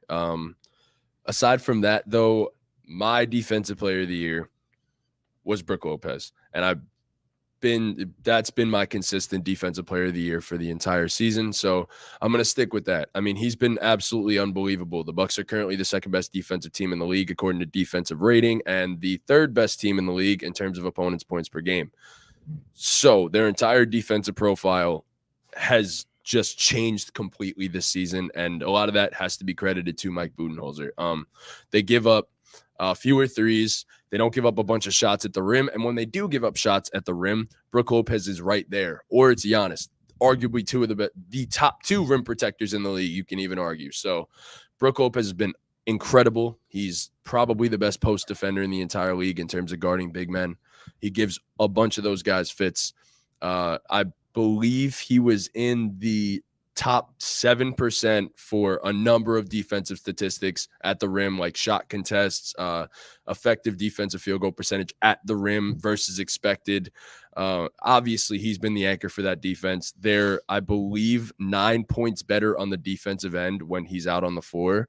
And in terms of defensive rating, and of course, I mean, not even to mention his offensive game, because obviously we're talking about defensive player of the year, but the man's shooting fucking 40% from 3 as a big man, as a 7-footer. And that's pretty good defense. Yeah, exactly. That's what I'm saying. I don't even want to mention that. Lockdown. But yeah, shout out Brook Lopez, bro. Like, you've been amazing this season. Guess who's going to and tonight? It's a bounce back year for you nonetheless, especially after dealing with injuries last year. So best rim protector in the NBA at this current moment, Brook Lopez. So I was torn between him and his teammate, but I ultimately went with Giannis, just because of the perimeter defense that he brings to the table. That obviously Brook is just not capable of producing, and the help defense that Giannis plays.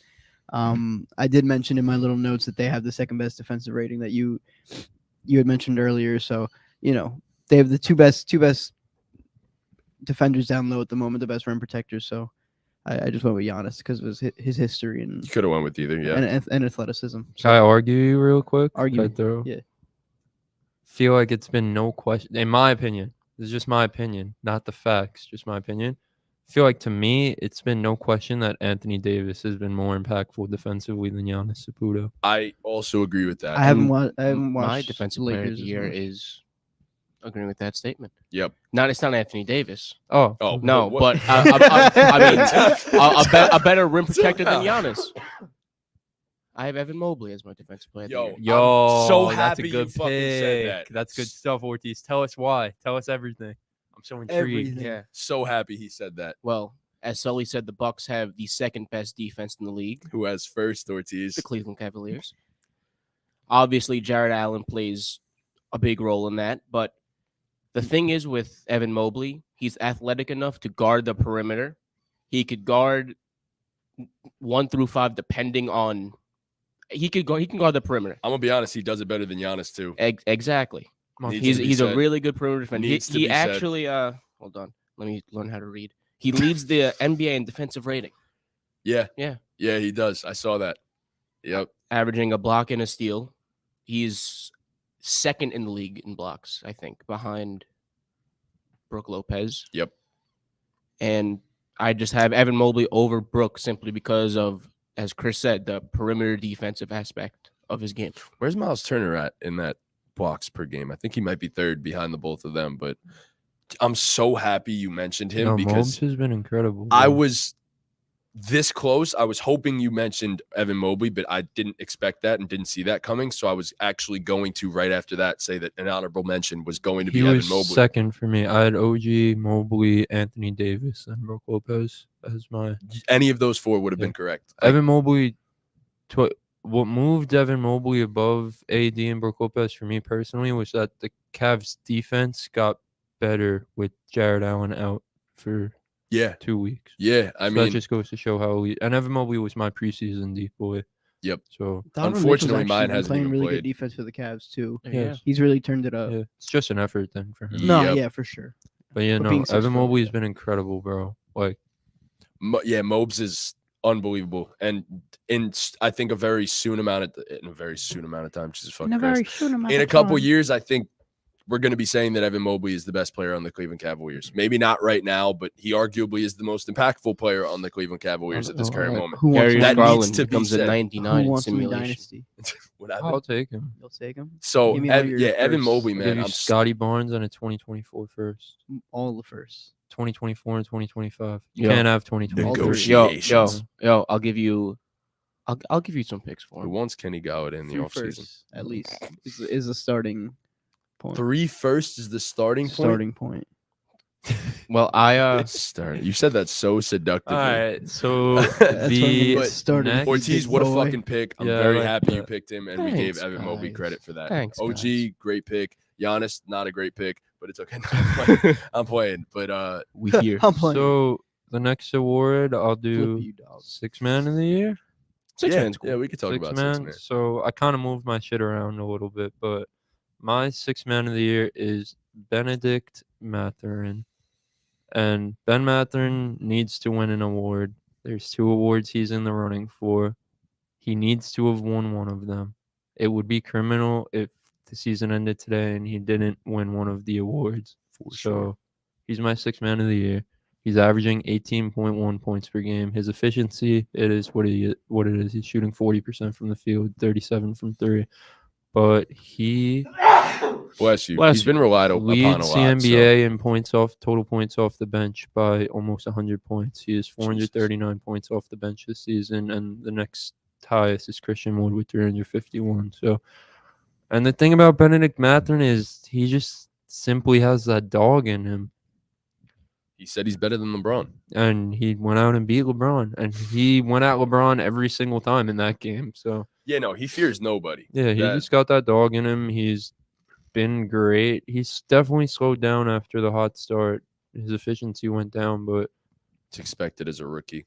he's just gonna be such a phenomenal player. And he's just, to me, he's had the most impact of anyone off the bench this year. He's single-handedly been the reason why the Pacers have won some games this year. So Yeah, for sure. it's Benedict hard. Mathurin definitely deserves one of the 2 awards. But my 6 man of the year, I picked Bobby Portis. And I have 2 Bucks winning awards. So that team is just incredible. And of course, Bobby Portis, he's averaging a double-double off the bench, which by itself is a crazy stat. I think he's averaging 13.6 and about 10.6 per game. And if it's not that exactly, it's something close. I believe he's shooting 48% from the field. Unfortunately, his three-point shot hasn't exactly been going in this season. He's only shooting 32%. But as history tells it, the last couple of years, he's going to start making his threes, and his points will only go up from there. He's currently, what was it, 6th, 7th in the league in double-doubles. Actually, no, I lied. He's 5th in double-doubles in the NBA with 14, which is tied with Clint Capella. Off the bench. Did I mention 6th man of the year? Off the bench. 5th most in the league in double-doubles. So, yeah, I mean, it's kind of wild. Bobby Portis has been unbelievable for them. He improves their offensive rating by 2 points. So 5. But yeah, no, it's kind of crazy. He's been 6. fantastic this season. And Bobby Portis is more than anything else, he's the heart and soul of the Bucks. Outside of obviously Giannis Antetokounmpo, he's everything that the fans love. So that's my 6th man of the year. Crazy eyes. So Indeed. for 6th man of Punch the Nico year, Mirotic. I feel like That was a good time.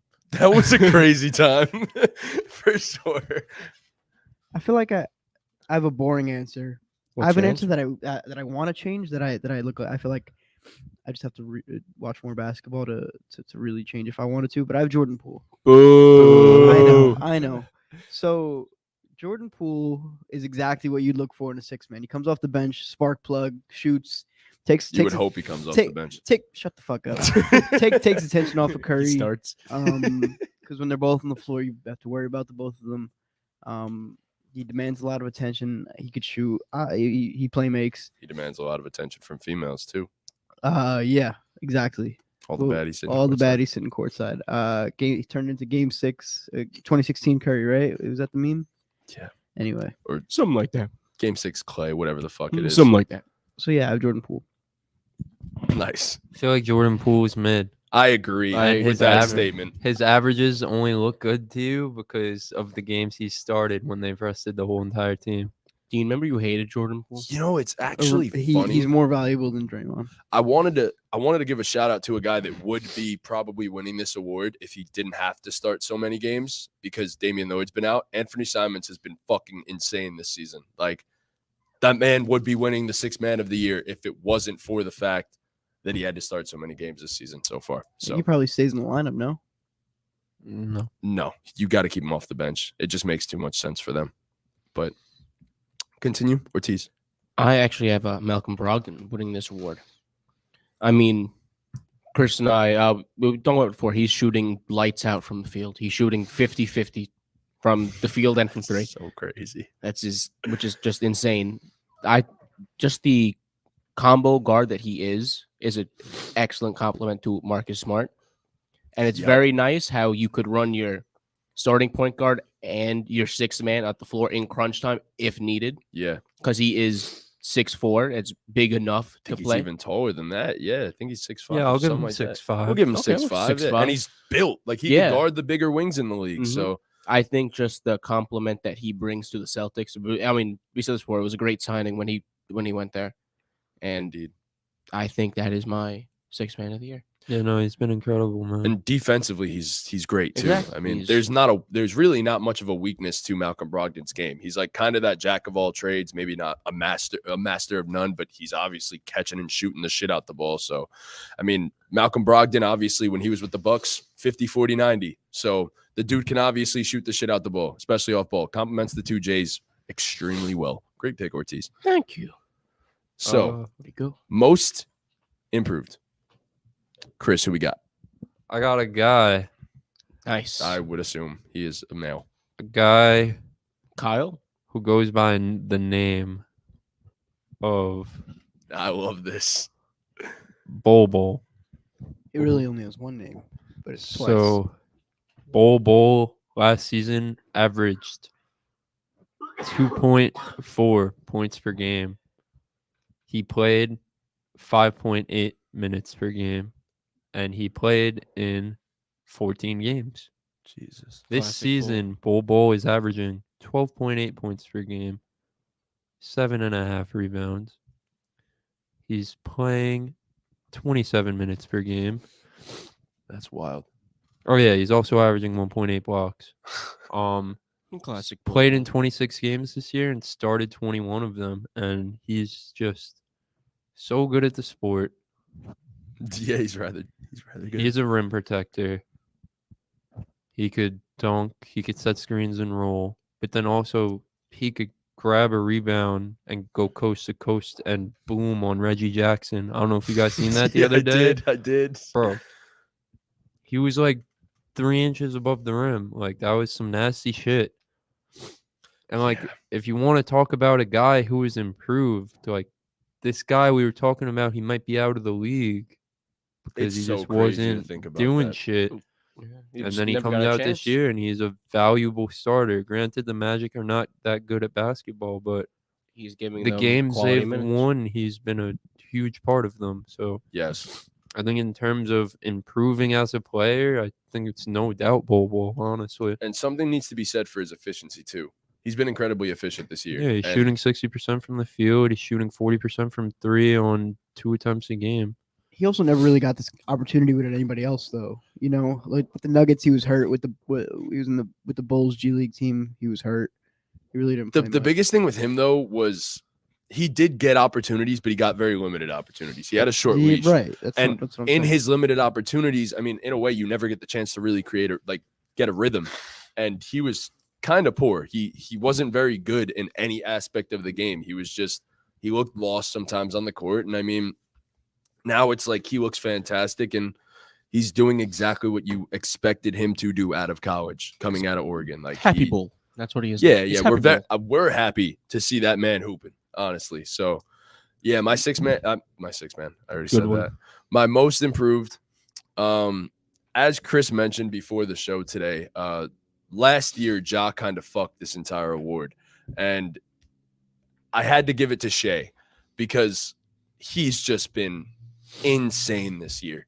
Some of the numbers and some of the stats, he's shooting 50% from the field currently.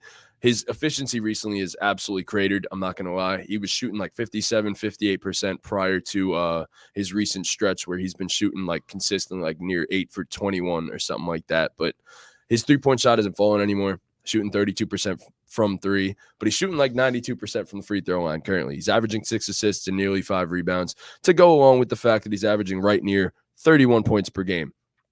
He is currently 4th in the NBA in points in the paint, and he's only behind big men, which is an incredible stat.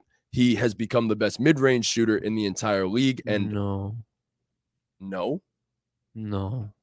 Whoa.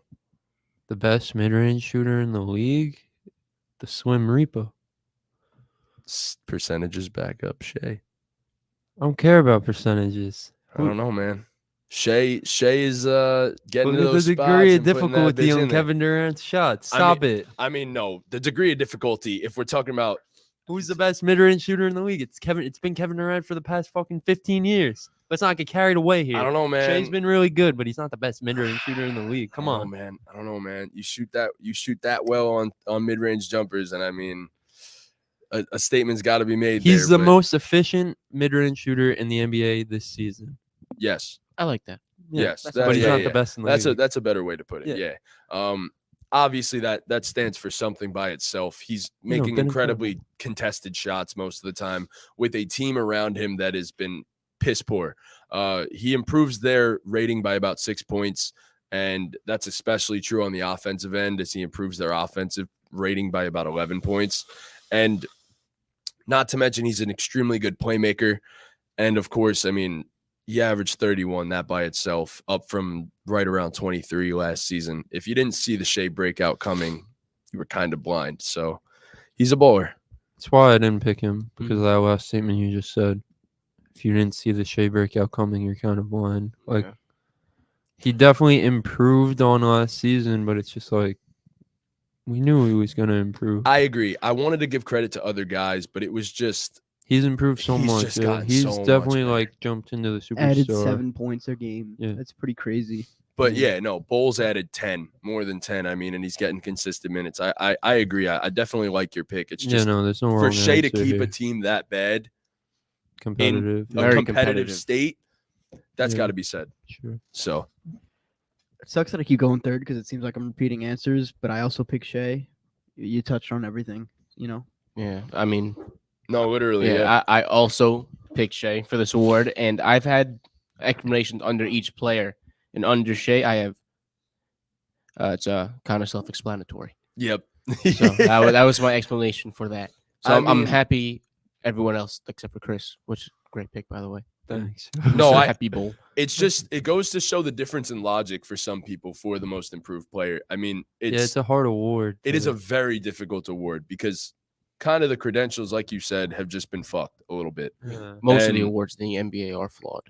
Yes, for sure. I mean, but that it is what it is. It comes with the territory in a It's way. not always objective. No, but Shea has just been that unbelievable, and I feel like he needs to be awarded in some sort of way. And obviously, he's probably top 10 in the MVP conversation right now too. So, yeah, Shea's been hooping, and he definitely deserves a Most Improved Player award. So, Ortiz, how about you lead us off with your Rookie of the Year? Well, another one that isn't as obvious as it should be. I have Paulo Banchero, though. I think it's pretty clear. I I mean, think it's been pretty clear this season. I changed my mind this morning when you guys talked to me. You're right. It has been very clear this season. It's been so We all- incredibly painfully We all have obvious. the new Powell as well. I do. yeah, I mean, It's going to be a consensus. Yeah, across yeah. the- I mean, across the Chris, board. when you look at the stats, I mean, remember when he was drafted, we were always talking about him. He's been by far the most NBA ready player out of this draft. Oh, yeah, Obviously, for sure. obviously, the 3-point shot has not correlated yet. He's No. shooting very bad from three, I but believe 24. Yeah. Yeah, 24. but once again, rookie, he's still getting his legs under him, and he's averaging what he's averaging now. Yeah, I mean the jumper looks good too. The jumper, yeah, The jumper looks good. he had a the three bad ball last. will he had- eventually he had fall. a bad last game. He shot very poorly from the field, but they can't hold him, so they fouled him 15 times. He's huge. He like in terms of being built to step into the NBA and have success. He's 6'10", 250. Like he's in a way kind of similarly built to LeBron James. As a rookie, I mean, to be 6'10", 250 and to be able to handle the physicality of the league, and honestly, Give it back. it's crazy because he's giving it more than he's taking it. So, Whoa. yeah, He's a giver, not a receiver. Yeah. He likes to give. He doesn't like to receive. That boy's at Um, top. But yeah, I mean, you want to talk about shooting 45% on difficult looks. I mean, he's the main shot creator on a basketball team in his rookie season, on an NBA team in his rookie season. I mean, shooting 45%, averaging, 22 points per game. Yeah, I mean, 21.4. he's a great rebounder too. I mean, and more so than anything else, something that needs to be mentioned for Paulo, he's come into the league with extremely good passing abilities. And maybe the stats don't back it up, but that's also because his teammates haven't exactly been great.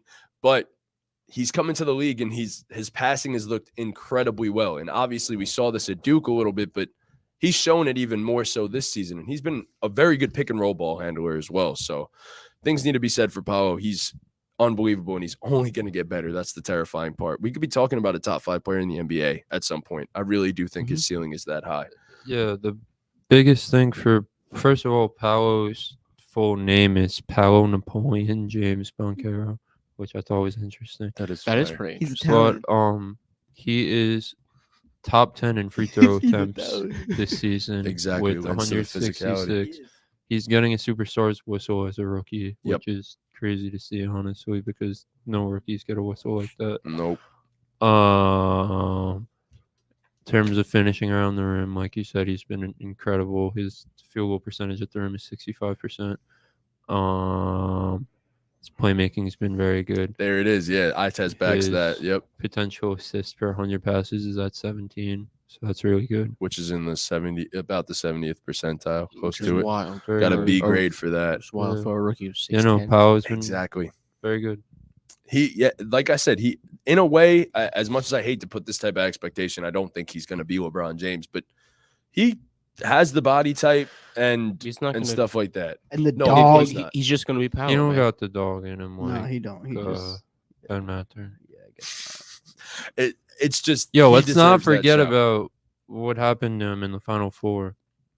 Yeah. He Yeah. was just a little college lad. It's fine. I don't know. That's just all I have to be excited about as a UNC fan. Yeah, I was about to he was say a you wee guys lad. aren't exactly extremely good at the current moment. We're turning the season around mean, on Saturday. Look at us in the men's league playoffs. You gonna judge me off that? Yes. Dean, you've been hooping lately. My boy Dean, bro. Dean's been hooping. I fucking ruined the perfect game for you. What? I'm missing all my layups. We should have won. Oh no, it's fine, bro. No, it's shit not. was happening all game. Yo, Wait, I cried. Dean, why was it the perfect game? Sorry to interrupt you. You're I shooting just- lights I out. hit No, I he hit my played first extremely two well. threes that I took. I didn't get the ball after that. Yeah.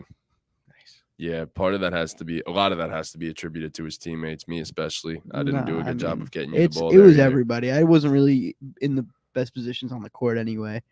Sounds mean, like y'all need a coach.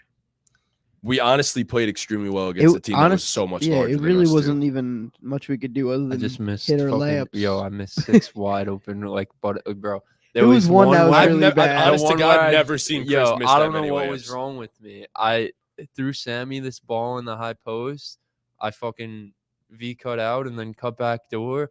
Butt ass, beautiful. He dropped the bounce pass to me. Beautiful play. I had the butt ass naked layup. I fucking shorted it off the fucking Kid like wedge. Chris, Yo, bro. I missed like 6 butt ass naked floaters, mid range layup. I didn't score. Like shots that he always makes. I didn't fucking score, bro. Yeah, it Jesus was Christ. bad. It was really fucking But poor. all of us in general, like Shot we like didn't, 0 for 8. we bro. didn't play extremely well. I mean, the How defense was, could have been better. How was Sam been playing? Sam Sam wasn't there. there. Nice. Sam hasn't been there. Nice. I played fucking 35 which speaks to minutes. why we're good defensively, Sam. Yeah, no, Um, Sam's really bad at defense. Yeah, he thinks he's good at it, by the way. I was telling him yesterday, I was like, yo, you're horrible at what you do on defense. They were also yeah. calling some soft ass fouls, and I wasn't getting a call. I didn't get a call. None of bro. us did, Yeah, by the way. that's right, None of us. first Sammy season. gets officiated like shit.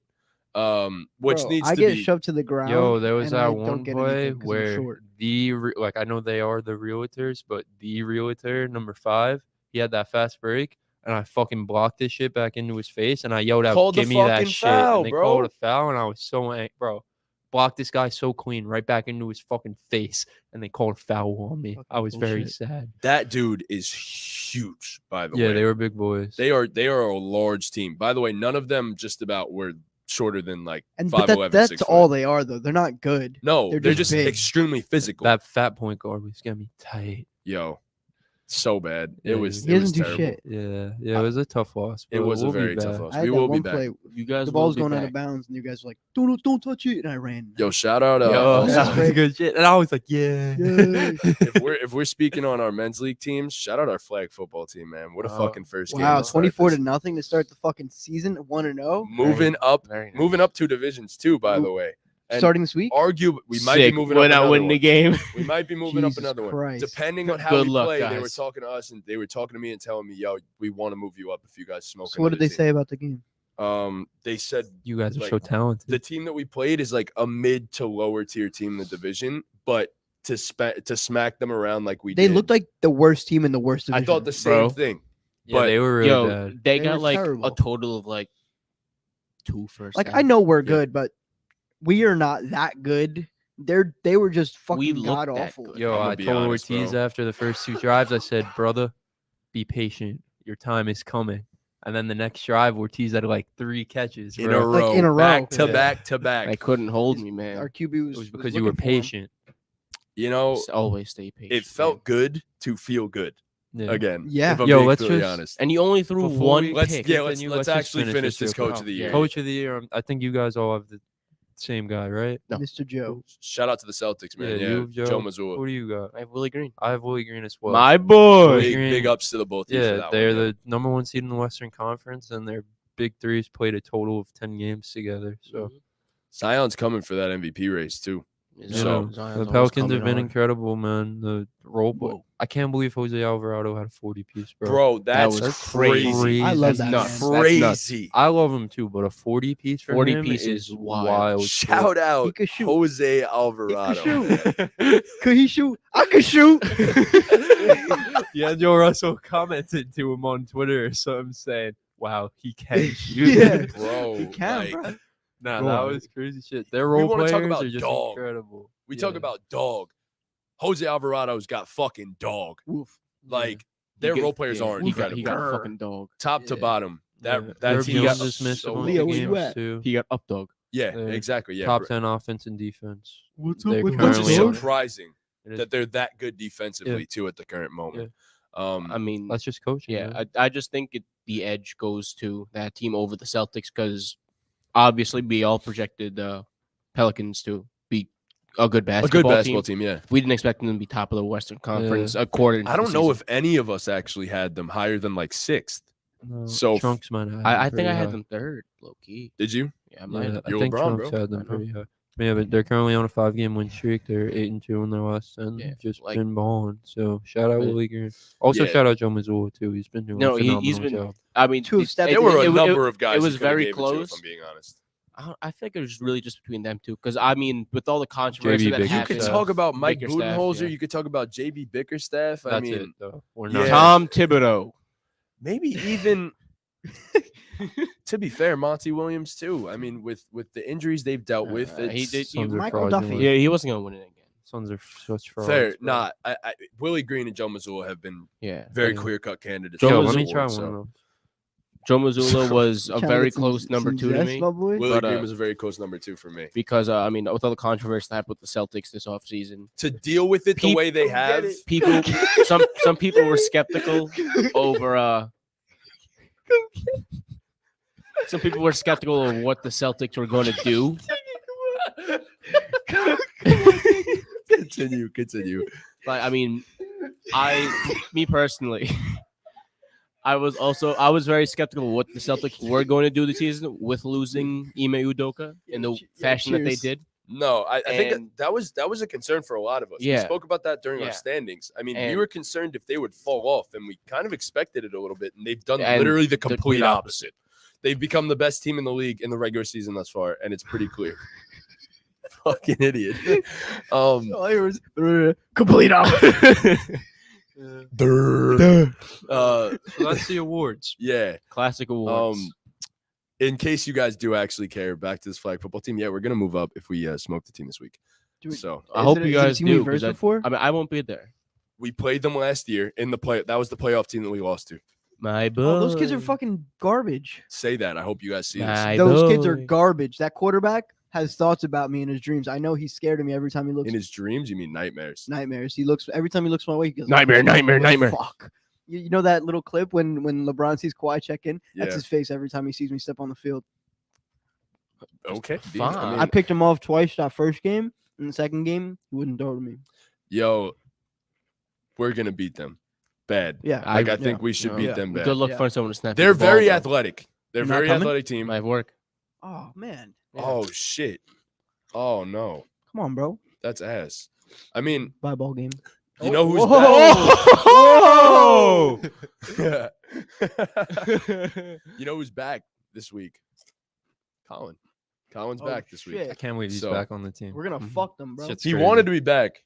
He's a traitor. How would you let him back on the team? With open arms. Wait, I'm gonna Open be honest. We We kinda let like him back asked with him. open arms. Yeah. We let him back with open. No. He kind of asked us. We needed him. If He I'm gonna did. be We honest, needed him it was a regardless. mutual He agreement. was a part to, of the brawl. to bring him on the team. He wasn't a part of the brawl. He wasn't He was on the team. He said, "I'm not a part of this." essentially. Wait, let's see. Oh, this kid Trunks. He said, Ortiz, let me get your jersey for the game. I'm coming right from work. Fuck you. Truncali goes, I'll snap the ball. This is my moment in all caps. Yeah. Nah. You got beat by me and I had a broke back. You're not on the team. It was a great game. I mean, we need a big week this week. Definitely need to win that game because that proves that we're legit because they're the second best team in our division. So Got it. we'll see what happens there. It's so funny to the second best team. I mean, I know my point differential, but like half the teams are the second best team. But playing them last year, even the eye test says that because they're very athletic. I Like, think Dean needs more offensive snaps. you'll probably get them this week. Yeah. Yo, check probably yourself not. in, bro. Check yourself in if you need to. We're getting to the point where everyone's gonna start working out on offense. I promise you that. My arm's feeling good. We're I ready just to go. don't know who to take out. Fern. It's No, hard, but he don't bro. play defense, so I don't want to like take him out the game. Malosh, bro. That kid can't catch. He can't catch. I don't know about that, man. I mean, See, he did that's drop what I'm 3 saying. picks in a You don't row. want him to It come out. don't matter. Look at him on offense, though. He doesn't drop the ball. So who am I So, taking out? Mid. I'm taking out. There's no one. I don't know, bro. Sub someone out. Dean, you're good. You came in. Take for out like, Sully. What was it? Take like out 5 Sully. offensive Yo. snaps, and you caught up like a 25-yard Look at this pass. guy Yeah. with the whips. No, I did. So I'm fine with defense, but I do want to get like a tutty. Dean's A a few. baller. Dean's a Who baller. wants a Like tutty, Dean is bro? definitely a baller on offense. He gets the job done. I Great mean, on Dean defense. almost got a tutty. He just overthrew him by 15,000 Oh my god. feet. Okay, not even this motherfucker It was was, catching it that was ball. an extra point. Was it an extra point or was it Yeah, a but touchdown? This is MVP Bull. Okay, was no. one That's of a them. lie. He would have caught it. But Matt, No. bro, That he's ball was- 7'2" and has like a fucking Yo, 85-inch Matt, that ball was Yo. 20 feet over my head. No, it wasn't 20 Yeah, feet. It was like okay, you're 10 right. feet It was over your- 19. It was not 10 feet, bro. Yo, It was like 10 feet over it your- really Even if it no. was 10 feet, Bobo's not reaching. What are you 15 feet talking up. about? He has like a 10-foot reach. He's not reaching 10 feet. He's not up, reaching bro. 10 feet up. It I wasn't mean, 10 feet over your From head. watching that from my angle, which was the side of the end zone, just watching the ball over Dean, that ball was at least 15 feet. We over got to Dean. convers that's simple. We got to convert That was those. goddamn- Thanks, quarterback. extra Yeah, point. we do. Okay, don't act like I didn't have Sick a fucking pick. great game. No, you That was, did. that was bullshit, I bro. was I just hate that they saying. put that on the fucking I stat thought sheet. those didn't count because No, they do because it counts as a play for them. So like obviously it counts as a pick towards me, which I fucking hate because I But I feel actually like had like when I a got perfect picks- game. when I got conversion picks last year, I didn't get the stat. Are you sure about that? Because No, I I'm not. asked him and he goes, I'm not. I asked him and he goes, "Oh, that counts on the stat sheet." I'm like, "Bro, what the fuck? I literally just had probably the best game Matt's I've like, had." I in would've flag just football." spiked Oh, wait. Literally, I would have. Transition time. Speaking about stats. Before we do that, Oh. I just want to talk about something. We What? have a few minutes, so we'll do the stats real quick. Okay. Because last week it was Mavs Twitter that was going ballistic because they were struggling a little bit. This week it happens to be Atlanta Hawks Twitter. What's up, And- with Trey, bro? Bro, they got their own fans turning on him though. Which is crazy. Bro, there's some dude, and like I don't want to call you out, dude, and I don't even remember exactly what your Twitter handle is, but like the dude has Trey in his Twitter handle. The name is like Trey X DeJounte. That he's in the picture, I know exactly the Twitter account you're talking And, about like- too, because I've seen him on my and like feed. he's like saying like to trade him, and it's just like, bro, what are we doing? What are we doing? Like, I don't know how you guys feel. I'm sure I know. Get him in MSG. They lost to the Knicks by 20, right? This week. Yeah, they did. They got smoked. DeJounte got hurt in the first 4 Yes, he minutes did. of the Yeah. game. Nice shoes, Collins was Trey. out. Hunter was He's out for 2 weeks, I think. Now. Yeah. At least. Yeah. DeJounte. But it's like, bro, dude is averaging 27 and 9 In on a season. down season, Pretty impressive. and he's been through the course of his career. He's been a second half of the year type of player. He's been after All-Star break type of guy. It's just like, and you just added someone who plays completely different than anyone you've had in the past. So like, be patient a little bit.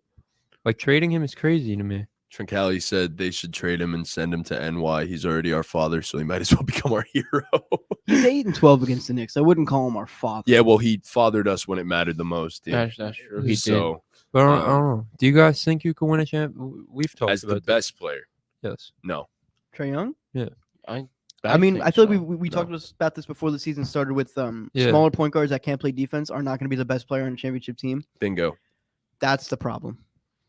I mean, feel like that is the only I feel like difference. a wing that could play defense or a big guard, maybe like a Cade type, could possibly be the best, player on a championship, yep. team. But a small 6-foot guy. So what if it's like a 1A, 1B thing? I was about to That's say that different. exact I mean, thing. If that's you different. if you gave him a sidekick like Yeah. Paul George, that's perfect. I think that can win a championship. Obviously, Paul George is a 'Cause perfect. even, I mean, yeah, I- even I if think Paul Trey George is on Young- your team, like throughout a playoff run, Trey Young could still be the best player. Yeah, I think Trey Young's talented enough to be the best player on a. And I championship think team. his game translates to the playoffs the way he plays. He Yeah. just I mean, like he obviously the made it. defense is never gonna be there, but offensively, bro, like he's gonna get whatever the game slows down in the playoffs. He's gonna get whatever mismatches he wants, and We'll get it after. Well, Leo's gonna eat Nah. it. Oh, that is true. No, I get it, and I understand what you're saying, but like I said before, I think the one exception, in terms of winning championship with a smaller guard is Steph Curry, and I mean, this is no diss at Trey Young. It's just history has said this. Like history for the most part has said this, and I mean, I don't think Trey is that generational to where it's like, okay, he could be the best player on a championship team. I think, as you said before, 1A, 1B, I think that's perfect because I think he can be an offensive fulcrum for a team that can win a championship. Fulcrum. Wow. That's crazy. Big words. So it's 7 letters. but It's not it's that big you of a guys word. just said it as if it was a fucking No, I just big didn't word. expect you to I say haven't fucking heard the word fulcrum. fulcrum since like the second grade when we were learning about Doing like spelling and stuff pulleys like and- that. yeah. Yeah. Doing but- spelling. Yeah, I mean, essentially, it boils down to There's no reason for them to trade him. no, No, definitely not the not. slightest. But me personally, I think Trae Young is talented enough to be the best player on a championship team. He did carry a team with John Collins and Clint Capella as his 2 and 3 to a Eastern Conference Finals. I just can't put him as a championship number one. I think that's it. he needs perfect roster construction. Yeah. But here's the thing. guy's scared Ben To be Simmons. fair, I think there's max 7 players in the league right now that I look at Yeah. as a legit championship number one, and I just don't think Trae is one of them. That's not a shot at Trae. No. If you're It's not a just super 6, 7, limited, yeah. 6 or 7 best player in the NBA, like How that's about just Shea? you're not gonna like this given the fact that I just said no to Trae. I think yes. I'm gonna say no to Shea. I like Shea a lot, man. I think he can. I think think he yes. can too. So you He's- think? I mean, I so think you think Shea's better than Trae Young? That's not what I said. No, I think he fits in the mold of just in terms of the fact that he can hold his own on the defensive side of the ball. not just hold his own. He's averaging. Nah, yes, in terms of the stats, but Stats, I mean- overall numbers, I mean, granted, it's because you don't have the ability to give as much effort on the defensive end when you're doing literally fucking everything for your team offensively. But his defensive numbers in terms of the defensive rating and stuff like that, it gets worse when he is on the floor. But that's also, as I just said, because of the fact that he's doing everything he possibly can on offense. And The same thing goes for Donovan Mitchell. We see it now. I mean, look at the dude. He's absolutely played fantastic on the defensive side of the ball. But that's also because of the fact that he doesn't have to burden everything for his team offensively now. So I think Shea is capable of doing it simply because of the fact that he's How more. about Tyrese Halliburton? Nope. I agree. Nope. Because I don't know. Did you guys see the Bill Simmons shit? no, right now. What did he say? say? They started listing off players that they'd take over Trae Young to win a championship, and like They took Tyrese came up, they didn't hesitate. Tyrese is crazy. and To they say yes? take Tyrese That's over Trae Young. wild. And Trae Young's a bro, better it got even worse. They fucking I don't know if he's a took, better passer, if that's what you were about to say. playmaker. Continue, Chris. then they got to Desmond bigger Bain, and they sample said size. Desmond Bain too. Okay, that's fucking insane. Crazy. yeah, And I know Bill Simmons just like he's the recency bias king, but like, bro, I'd argue maybe Ja. That's got an argument. Yeah. But fucking Desmond Bain is ridiculous. ridiculous, bro. There's no fucking way in no fucking universe that Desmond Bain can be a more important number one on a fucking championship team. Miss me with that shit. Crazy, That's bro. bull. It's crazy. Yeah, miss That's me with that fucking shit. wild. Yeah, Trae Young bro. disrespect That's is horse pucky. wild. It grinds Straight my horse gears, pucky. man. It grinds my Dean, fucking- hold the fucking Please. ball I of would tinfoil. probably take Trae over Ja as a championship number one too, in my opinion. I would too. If we're being honest. I think the only guy you mentioned, I think it's Shea. And that's it. Mhm. Like of the guys that we've just mentioned. Are there any other interesting guys that we could Darius Garland. No. I'm taking Trae over DG. Yeah. But I- Darius is elite.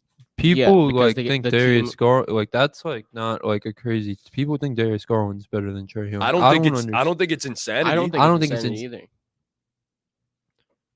I think it is in- kind of insanity. They're close. I think so. in That's why s- you yeah. would say it's not In some realm- insanity, but like I think Trae's clear. Trey clears Darius Yes. Garland. I feel like No, there's no, like I a agree. dividing level Yeah, between like what are you Trae doing? and Garland. I feel like in the world where Bro, he's my averaged my band essentially trade 30 goes and through. 10 for No, I know. fucking 4 years. Like, what are we doing? No, he's been unreal. He's Obviously, proved it to Trae's everybody. And then we have people Everybody. talking about him as a leader. He has a fucking prehistoric dinosaur as a coach, bro. Yeah. Like, what are we doing, yeah, bro? yeah. It's What are we doing? it's tough. But I don't think he's a number one on the The championship. coach said if you don't come to shoot around, you don't play tonight. So Trae Young said, "Bet I'm injured, so I'm not gonna do shoot around. So I just won't play tonight." And they make a fucking story out of that, saying That I he's a didn't bad particularly leader. like. I mean, I just think the whole thing was fucking bullshit. if you're rehabbing, if you're coming back from an injury, you should be willing to come off the bench. No, I don't know. If you don't feel like your body's ready, bro, That's then different. your No, body's it's not different. But he ready. said you have to come off the bench. Right, he didn't want to come off the bench. He if was he ready. doesn't do shoot around. He was willing to Trae Young start. was like, fuck that. He was willing to start. He just wasn't willing to come off the bench. I don't love that, but like, No. I What's think the that's point? overblown. Yeah. I think it's overblown. Just I get mean, that coach out of there, bro. you Get haven't him had a out of single there. player complain about Trae Young at any given fucking. They all Point love out, him. yeah. Everyone seems to love him and think he's like the perfect guy Yeah. for a locker room because he's got the dog in him. Yeah. So It's just crazy, bro. It just makes I don't know. yeah, I don't like the makes no Trae Young sense. disrespect right now, and I don't even like Trae Oh, Young. that's my So guess, I'm man. not even a big Trae Young guy, but I don't like the Trae Young disrespect right now because he's a fucking baller and he's sunned Mm-hmm. us plenty of times. But I mean, overall, it's tough. Like I said, being a championship number one, 6 Yeah, or I 7 see guys. why in the league. people are turned off by him, but like, let's not get crazy now. Desmond Bain is fucking wild. No, that's insanity. And to say Tyrese, Be I'm better, sorry, Bill respectfully Simmons. to Tyrese Halliburton, you're elite, but you ain't on Trae. You're not you there ain't- yet. You ain't on You're not Trae's. there yet. You ain't on Trae's level. Like no, we gotta stop with this some bullshit out there. Like no, Yeah. it's not happening. All right, Ortiz. Let's hear it. Stats. Oh, All right. Jesus Christ, Yep. that was aggressive. Yep. All right, so there's only 3 of us here. Here we go. Nice. let's get it. So, starting off. Wait, no. You gotta say Yeah, NBA you gotta- career yeah. stats. You gotta over look at them. unders. Yeah, Stare them in the face. Okay, can I suggest something before we start? yeah. Can we write down our answers before so that we don't get influenced by each other's answers? I don't get influenced. No, by I don't your get answer. influenced You- by I'm gonna anything be, you guys be say. honest, Ian, your answer doesn't influence me at all. No, Yeah, because same thing at with the end me. when we're like, oh, I don't want to say the same answer because I just want to end it. You know what I mean? that was only him. That was Okay, only me. all right.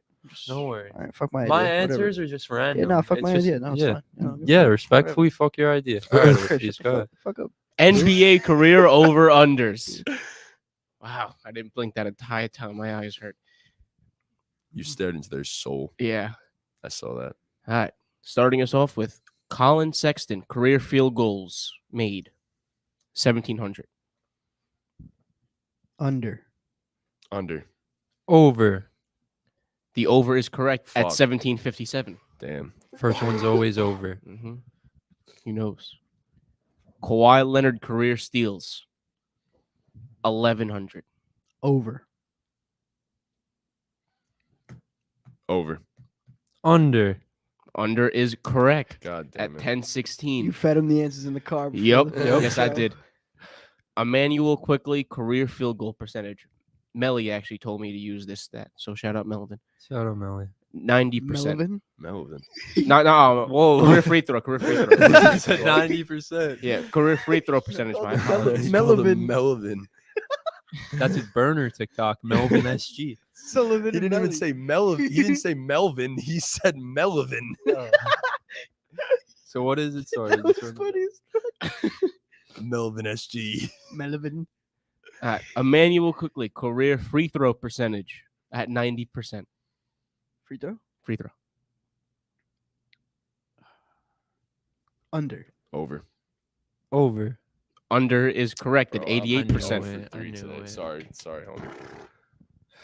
Isaiah Roby career game started. The line is at 50. What? It's I- like, who is that? Isaiah It's like, Roby is that even an NBA player? career game started. The line is at 50. Ah, damn.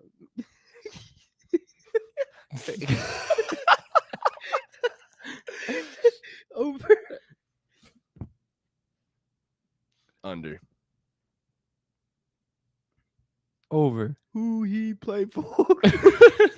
The over is correct It's the at Spurs. 62. Spurs. It's the Nah, I knew Spurs. that. Here we go. No, you The didn't. Black Air Force himself. How many left? One. This is the last one? Yeah, I Yep. lost Double already. points. I have So I 0. have I'm 2 just and you have 3? praying for pride Yeah. at this point. So we're going to double points.